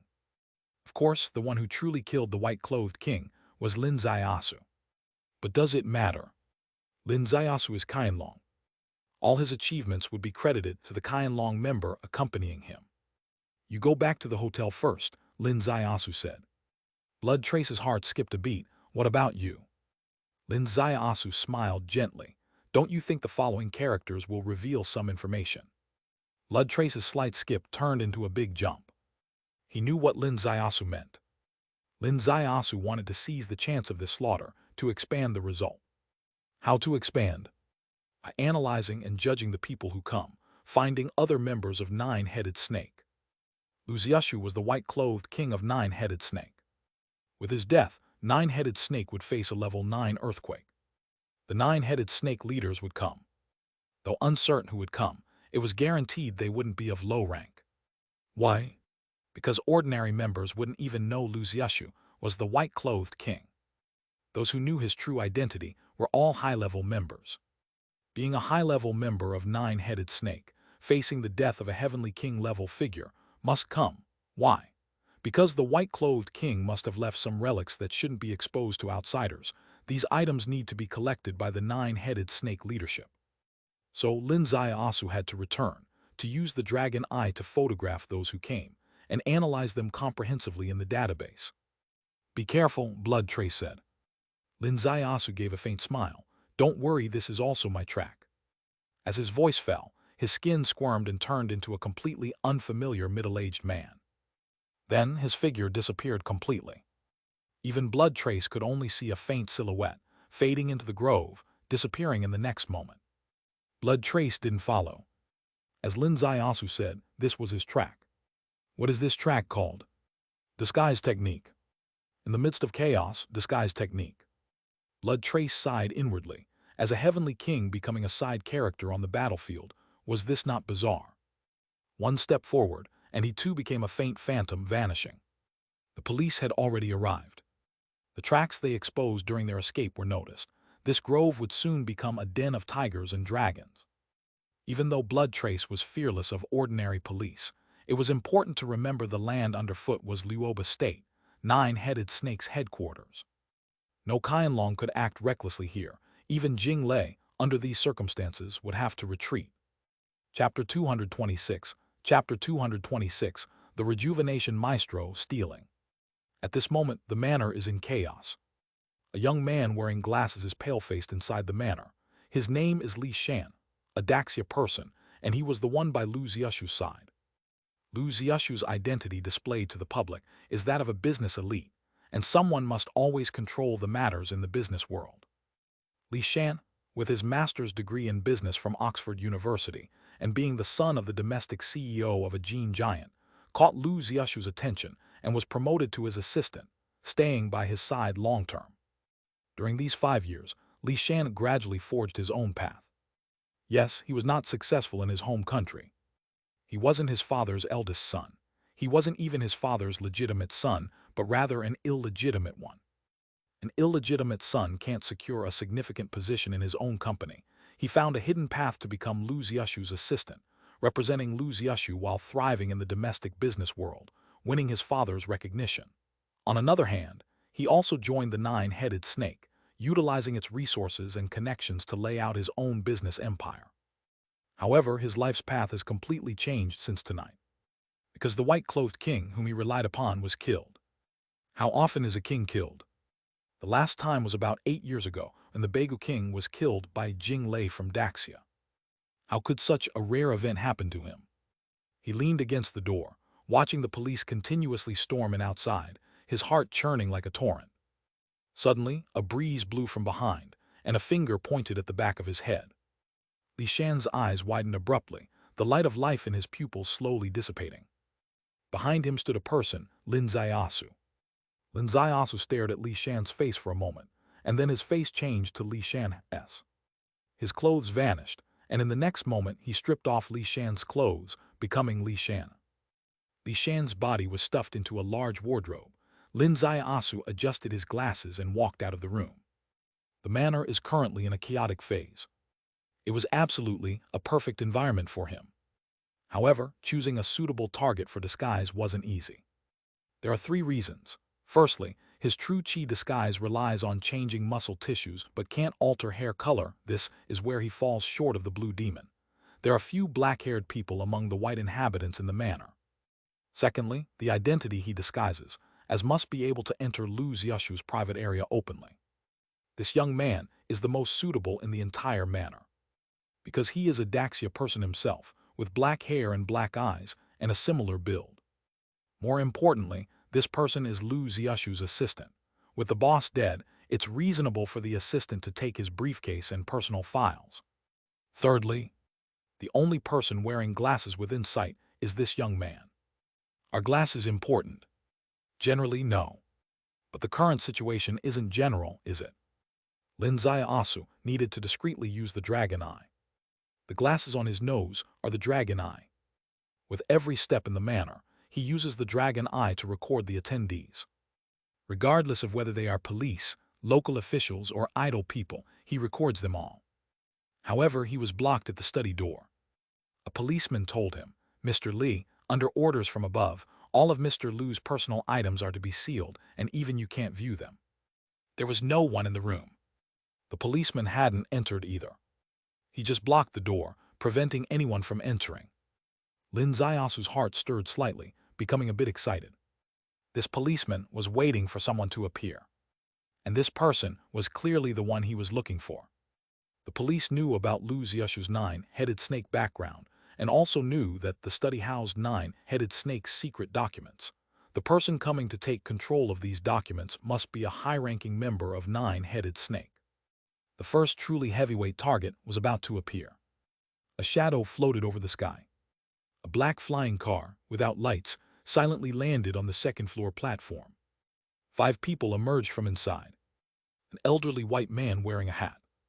a young, beautiful blonde woman with blue eyes, and three bodyguard-like men. As the car door opened, Lin Zayasu's dragon eye activated. The old man's face fell within the dragon eye's view as it quickly matched him with a person. A Greek senator, Duke of Narins. There were no records for the three bodyguard-like men. But Lin Zayasu's heavenly Tao primordial spirit sensed that their genes were extremely special, their energies extraordinary. The glamorous blonde woman had records, Catherine Nallins, the Duke's granddaughter. She graduated from Landu University, majoring in mysticism. He saw the Duke of Narins enter the study. The three bodyguards followed him inside. Lin Zayasu, standing quite far, couldn't use the heavenly Tao wisdom eye to see beyond the door, but he focused on Catherine. On her finger she wore an elf-shaped ring. The ring shimmered with an unusual glow under the light, seemingly a signal transmitter. Of course, only he could perceive this abnormal spectrum. What does this mean? Could she find the perpetrator using this ring?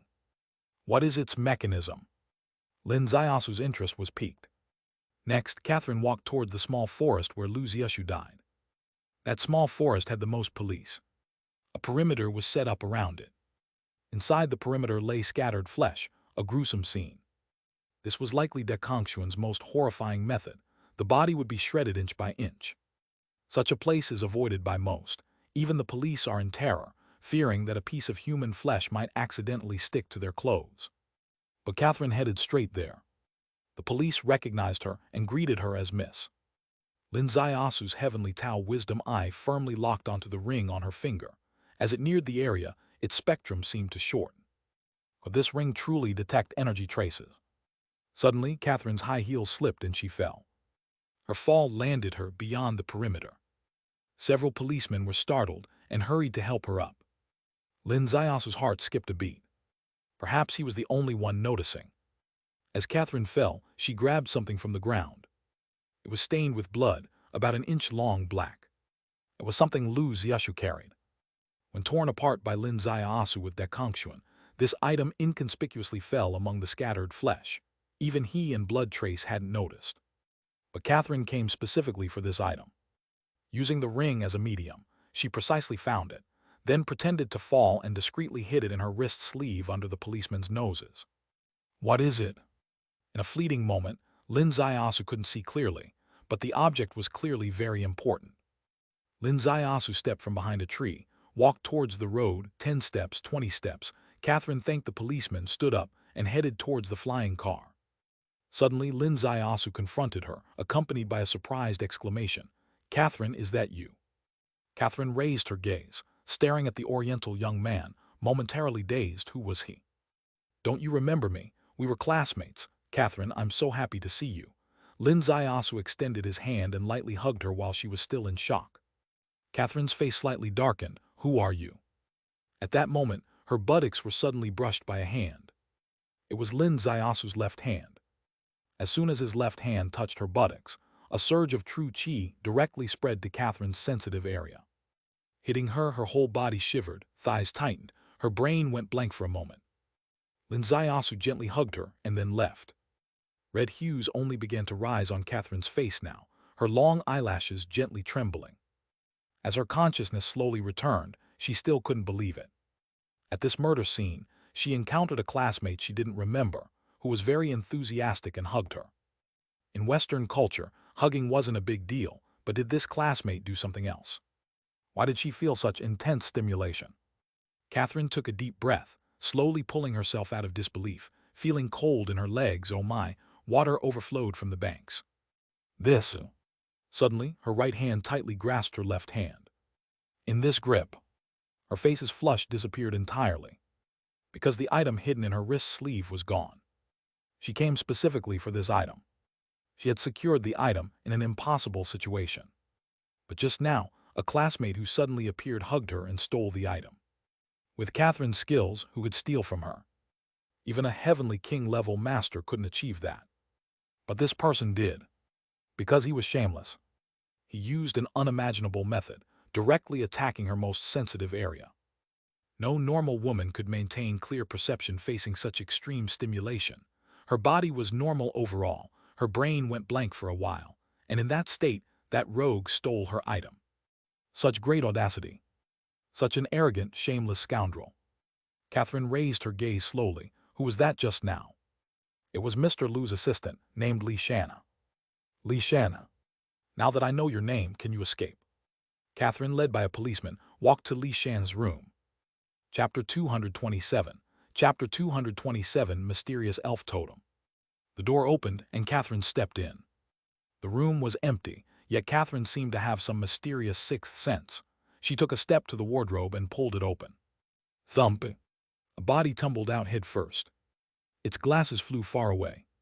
Catherine stared at the face, reached out to touch the neck, and her expression changed dramatically. He's been dead for at least an hour. Damn it. SHHH. Clothes in the wardrobe fluttered like butterflies. Catherine stepped out the window, one foot on the sill, her sharp gaze shot downward toward the manor. The manor was filled with people, but not the one she sought. Her chest heaved rapidly. She comprehended it all. That person was not Li Shan at all. He was the mysterious killer. He killed the white-clothed king and dared to disguise as Li Shan, staying on the scene. In front of her, he actually escaped with a miraculous trick, making her experience a high she could hardly believe, and even worse, he stole her treasure. Wretched thief. Despicable dog. I'll kill you, even if you are the Qianlong king.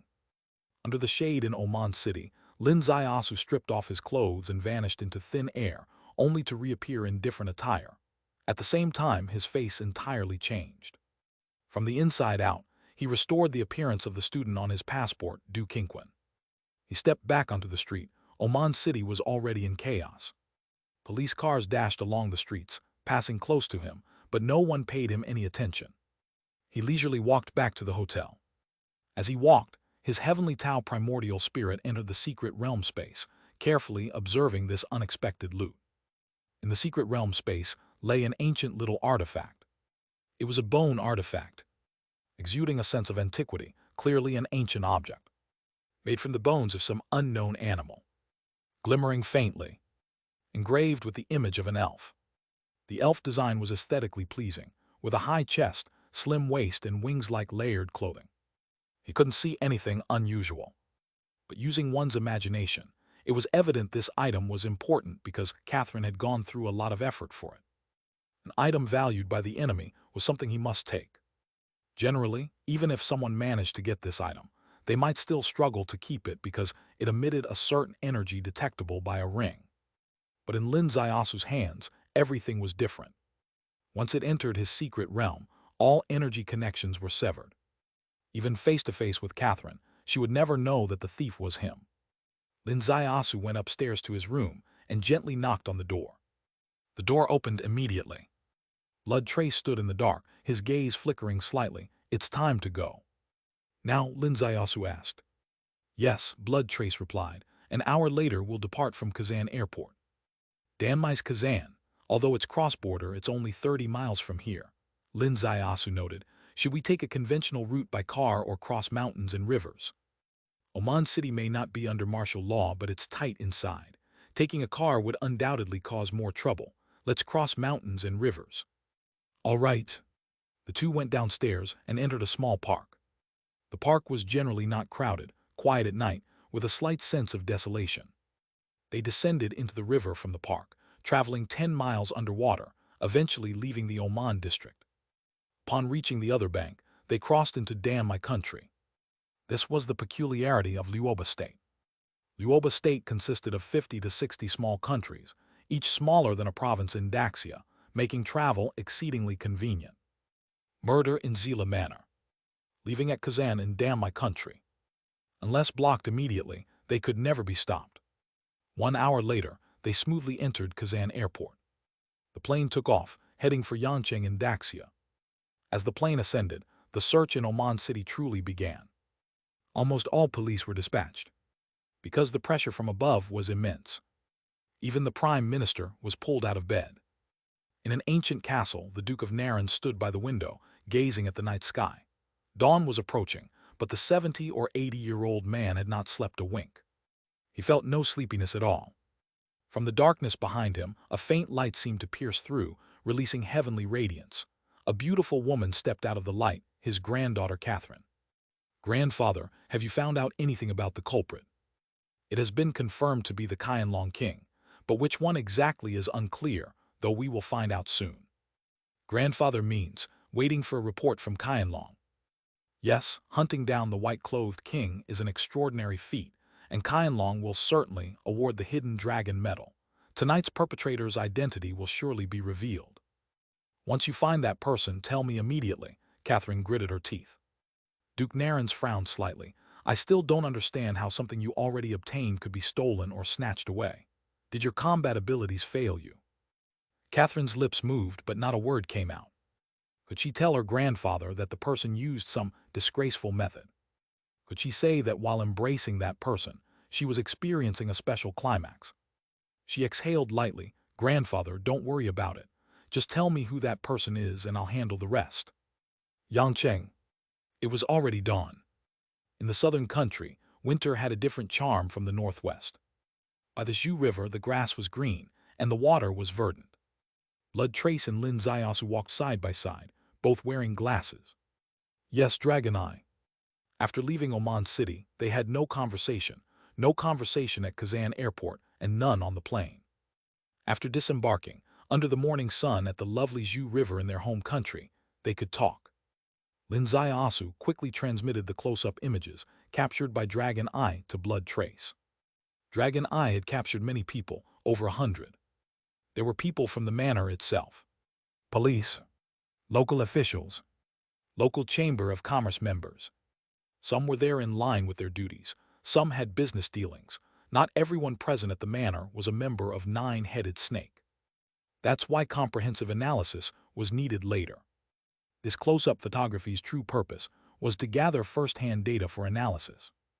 Actions have patterns, and through filtering, combining, and cross-referencing these patterns, it might be possible to find some hidden connections among the vast amount of data.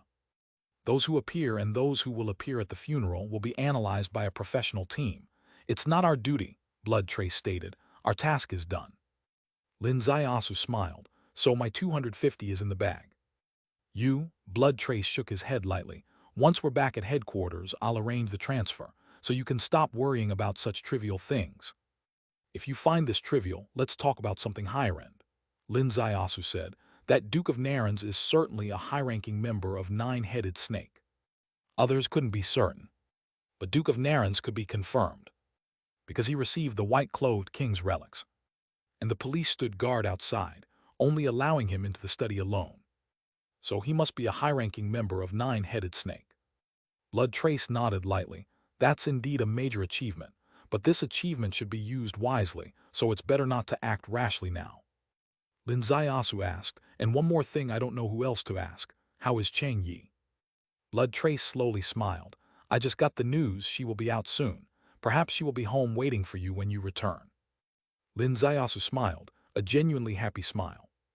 Blood Trace remarked, I see your smile. I can confirm it's a relaxed smile, but I don't quite understand. Why do you feel relaxed? Aren't men in the mortal world supposed to be nervous hearing that their wives are coming back from a trip? Damn! Lin Ziasu turned and walked away, waving his hand behind his head as a farewell. Then he stepped onto the embankment ahead and got into a cab. Blood Trace stood on the embankment, the carefree look on his face slowly fading, replaced by deep sorrow. As the Qianlong king, he rarely paid attention to someone of Chang Yi's level in the past. But because of Lin Ziasu, he paid attention. After paying attention, he felt a complex emotion. He knew Chang Yi's condition was special. She was an anomaly in the gene world. Others experienced annual pain crises due to gene rejection. But for her, it was a matter of life and death. This year, during her gene rejection, she soaked in the dew pond for 3 whole months, her life fire flickering continuously. At its most critical point, he happened to be in the southern border meeting Lin Ziasu. Blue Demon also wanted to join the mission, believing her help indispensable in the action against the white-clothed king, but she didn't come because, at that time, Chang Yi's life was hanging by a thread, and Blue Demon, with her Heavenly King status, personally went to 101, staying by her side in the dew pond. Blood Trace had always been afraid Lin Ziasu would ask about Chang Yi. If Lin Ziasu asked, he wouldn't know how to answer. Lin Ziasu never asked. He concealed his worries, facing this easygoing young man with a relaxed demeanor. Until 3 days ago. 3 days ago, he received a message from Blue Demon saying Chang Yi had survived this year's crisis. Only then did a heavy stone fall from his heart. Yes, next year, Chang Yi still faces the deadly ghost gate, perhaps an insurmountable barrier. But for this year, she made it through safely. And right after receiving the good news, Lin Ziasu finally inquired about Chang Yi, so he could answer with ease. Chapter 228. Chapter 228 Ding Ryushui Calls. On the high-speed train, Lin Ziasu closed his eyes to rest. He was returning home again. This journey started from the southern border. The Blood Trace King intercepted him, inviting him to join the hunt for the white-clothed king, which took 20 days, spanning several major states, involving planning, strategizing, and designing endless dangers. They completed this mission that would go down in Qianlong's history. They ended the life of that notorious white-clothed villain. He also gained an extra reward. He finally possessed the ultimate kill move that could slay a king in one strike, Dakongshuan. He could finally stand on the same platform as the kings. However, the world did not become simpler because his strength increased. On the contrary, it became more complicated. The Great Sun Ziyu Temple, Wuxing Temple, Kun Kang. This mysterious force of Kun Kang finally intersected with him for the second time. The first intersection was in Shengyue Valley, and overall it was pleasant. This second intersection, theoretically, was not pleasant. The death of the white-clothed king caused a level 10 storm within the nine-headed snake. Even though he couldn't feel it, one could imagine with their toes how fierce this storm would be. So what about the destruction of the Great Sun Ziyu Temple? What kind of storm would that trigger in Kun Kang? Yes, he had the battle power of a king-level master, but how deep were these forces' foundations? Even a generational king was just a slightly stronger ant in front of such powers. How would they make their move? This was something he had to think deeply about. Suddenly, his phone vibrated. Lin Ziasu picked up his phone, his eyes slowly widened. Damn it! The caller ID displayed on the phone screen was someone he never expected. Ding Ryushui. This girl had driven him back to Fengcheng last time, then directly went to the northwest, and her phone had always been out of service since. And now she called. Lin Ziasu answered the phone. Hi, Boss Ding, want to discuss some business. Business my ass, let's talk about a relationship. Ding Ryushui's voice came through just like that day. Haven't seen you for a few months, you're very direct, why so wild? Ding Ryushui sighed lightly. I deeply understand what is meant by forced by circumstances. As soon as I came back, my mom gave me a strict order, I must immediately find you, hook your shoulder and go home, otherwise, she'll lock the door and go gamble, losing all our family assets. Damn, losing your family's billions of assets. I don't believe she can do that. I don't believe it either, but she said it very tragically, she said. She had a son and a daughter. The son just messes around and won't get married. The daughter is even worse, not even messing around with anyone too unreasonable. She looked at the full house of money, thinking about having no successors. She gets annoyed. So she'd rather lose all the money clean, out of sight, out of mind. Lin Ziasu took a long breath. I really admire her. Fine, name a price, I'll act with you again. Same old price, 400,000, Ding Ryushui said. Get in front of me before it gets dark today, 1 day late, 100,000 off each day, until it's all off. Lin Ziasu hung up the phone. His gaze turned to the window. A faint smile appeared on his lips. Ding Ryushui out of Kun Kang, acting in this romance drama with him again. Is this really her mother's special pressure? Or is it Kun Kang's move? The Great Sun Ziyu Temple was shattered by him. His name Lin Ziasu must have truly entered Kun Kang's various peaks for the first time. Someone hates him, someone finds him interesting. What about Chunshui Palace, where Ding Ryushui is? Do they want to eliminate him as soon as possible, or are they interested in him? Anyway, this is a good path. At least it's much more reliable than the one shown to him by the white-clothed King Lu Ziushu. That path was Wuxing Temple. Dealing with those bald heads, not only boring but very dangerous. Interacting with Ding Ryushui is different. Whether it's dangerous or not is another matter. The key point is it's interesting, alright, and profitable. He shifted his gaze toward the South Sea. In the South Sea, a giant island floated among the waves, with high cliffs towering like a sea-stabilizing needle. This is Qianlong's 101 base. Base is considered relatively low-end within Qianlong bases, but recently it housed someone unimaginably high-end. Blue Demon, a generational king, a person standing at the top of the food chain. Yet she stayed in this novice village for a whole month. Why? Because she couldn't let go of someone here. This person was her close friend, if the term close friend could still fit within Qianlong. Her close friend was Chang Yi. Chang Yi is a mysterious person, qualified to enter the headquarters and shouldn't be staying in this novice village, but Chang Yi's botanical garden is here, her laboratory is here, so she stayed here for years. In the past, they went their own ways, rising step by step in their respective fields. And today, Blue Demon came. Because her close friend was at the most special stage of her life. She guarded by the dew pond for a whole month, her heart always in her throat, fearing the appearance of a static ECG on the screen before her. Half a month ago, such an ECG did appear. She used the most decisive method, forcibly made the ECG start fluctuating again. At the moment it started fluctuating again, this Qianlong king, broke into a sweat. Fortunately, it was all over. Everything was getting better. Today's Chang Yi had fully recovered in all physical indicators. That meant she could exit the closed training. Blue Demon walked out of the laboratory and saw the clear sky outside. Her mood was as clear as this blue sky, without a cloud in sight. Sometimes that's how the world works. Regaining what was lost makes one's mood especially delightful. Suddenly, a message came through the dragon eye. A call was coming in. Blue Demon stepped to the edge of the cliff, blinked slightly, and a projection appeared in the hidden dragon eye. This projection was an extremely beautiful scene. Amidst green mountains and clear waters, there was a wooden platform. On the platform, there was a gyukin, and behind the gyukin, a graceful, poetic woman. She wasn't particularly beautiful, just average-looking, but anyone who saw her would naturally overlook her looks and focus on her unique temperament. Yes, her temperament was graceful and poetic. The clothes she was wearing were hanfu, a traditional costume that very few people in modern society wore. Hanfu seemed to be the attire she should have. Modern clothes couldn't match her elegance. Miao Yin, Blue Demon smiled lightly. What's up? If there were bystanders present, hearing this name and seeing this projection, their hearts would probably race, because this average-looking, graceful woman was named Miao Yin. Who is Miao Yin? Miao Yin, Heavenly King. One of the two female kings in Qianlong was Miao Yin and Blue Demon.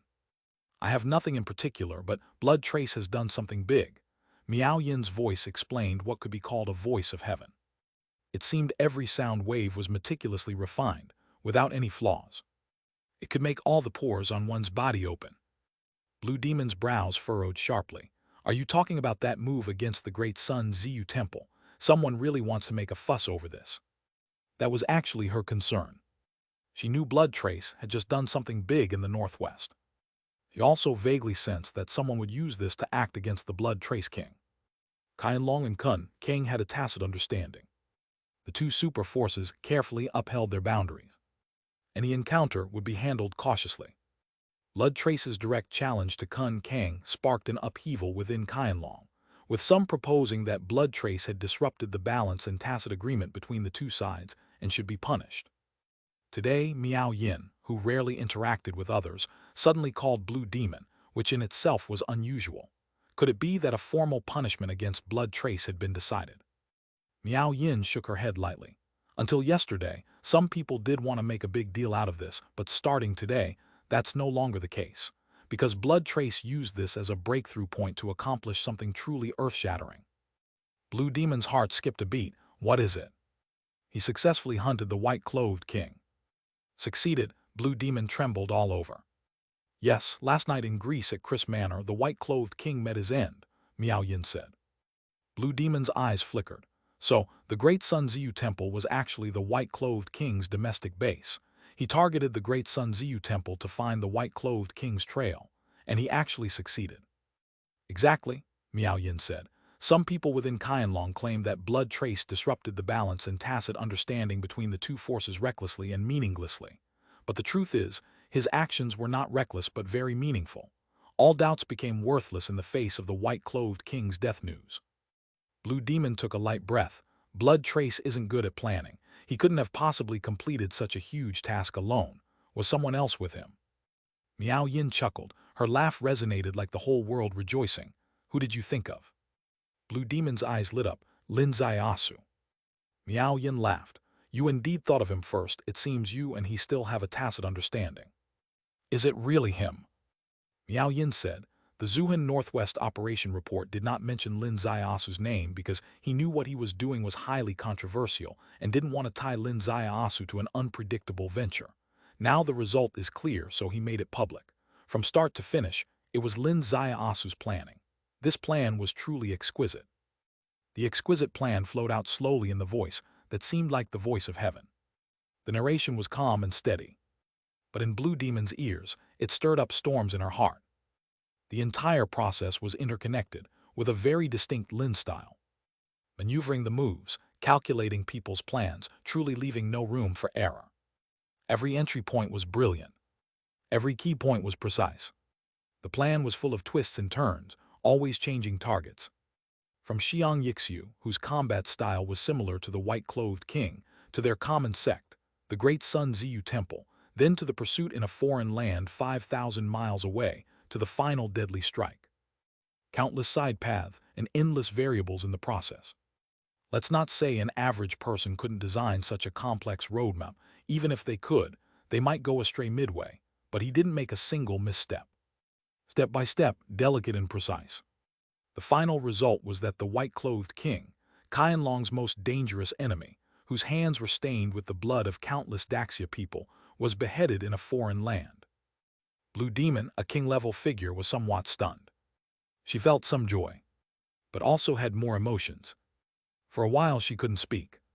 Miao Yin Heavenly King smiled gently. There's a regret, let me tell you. What is it?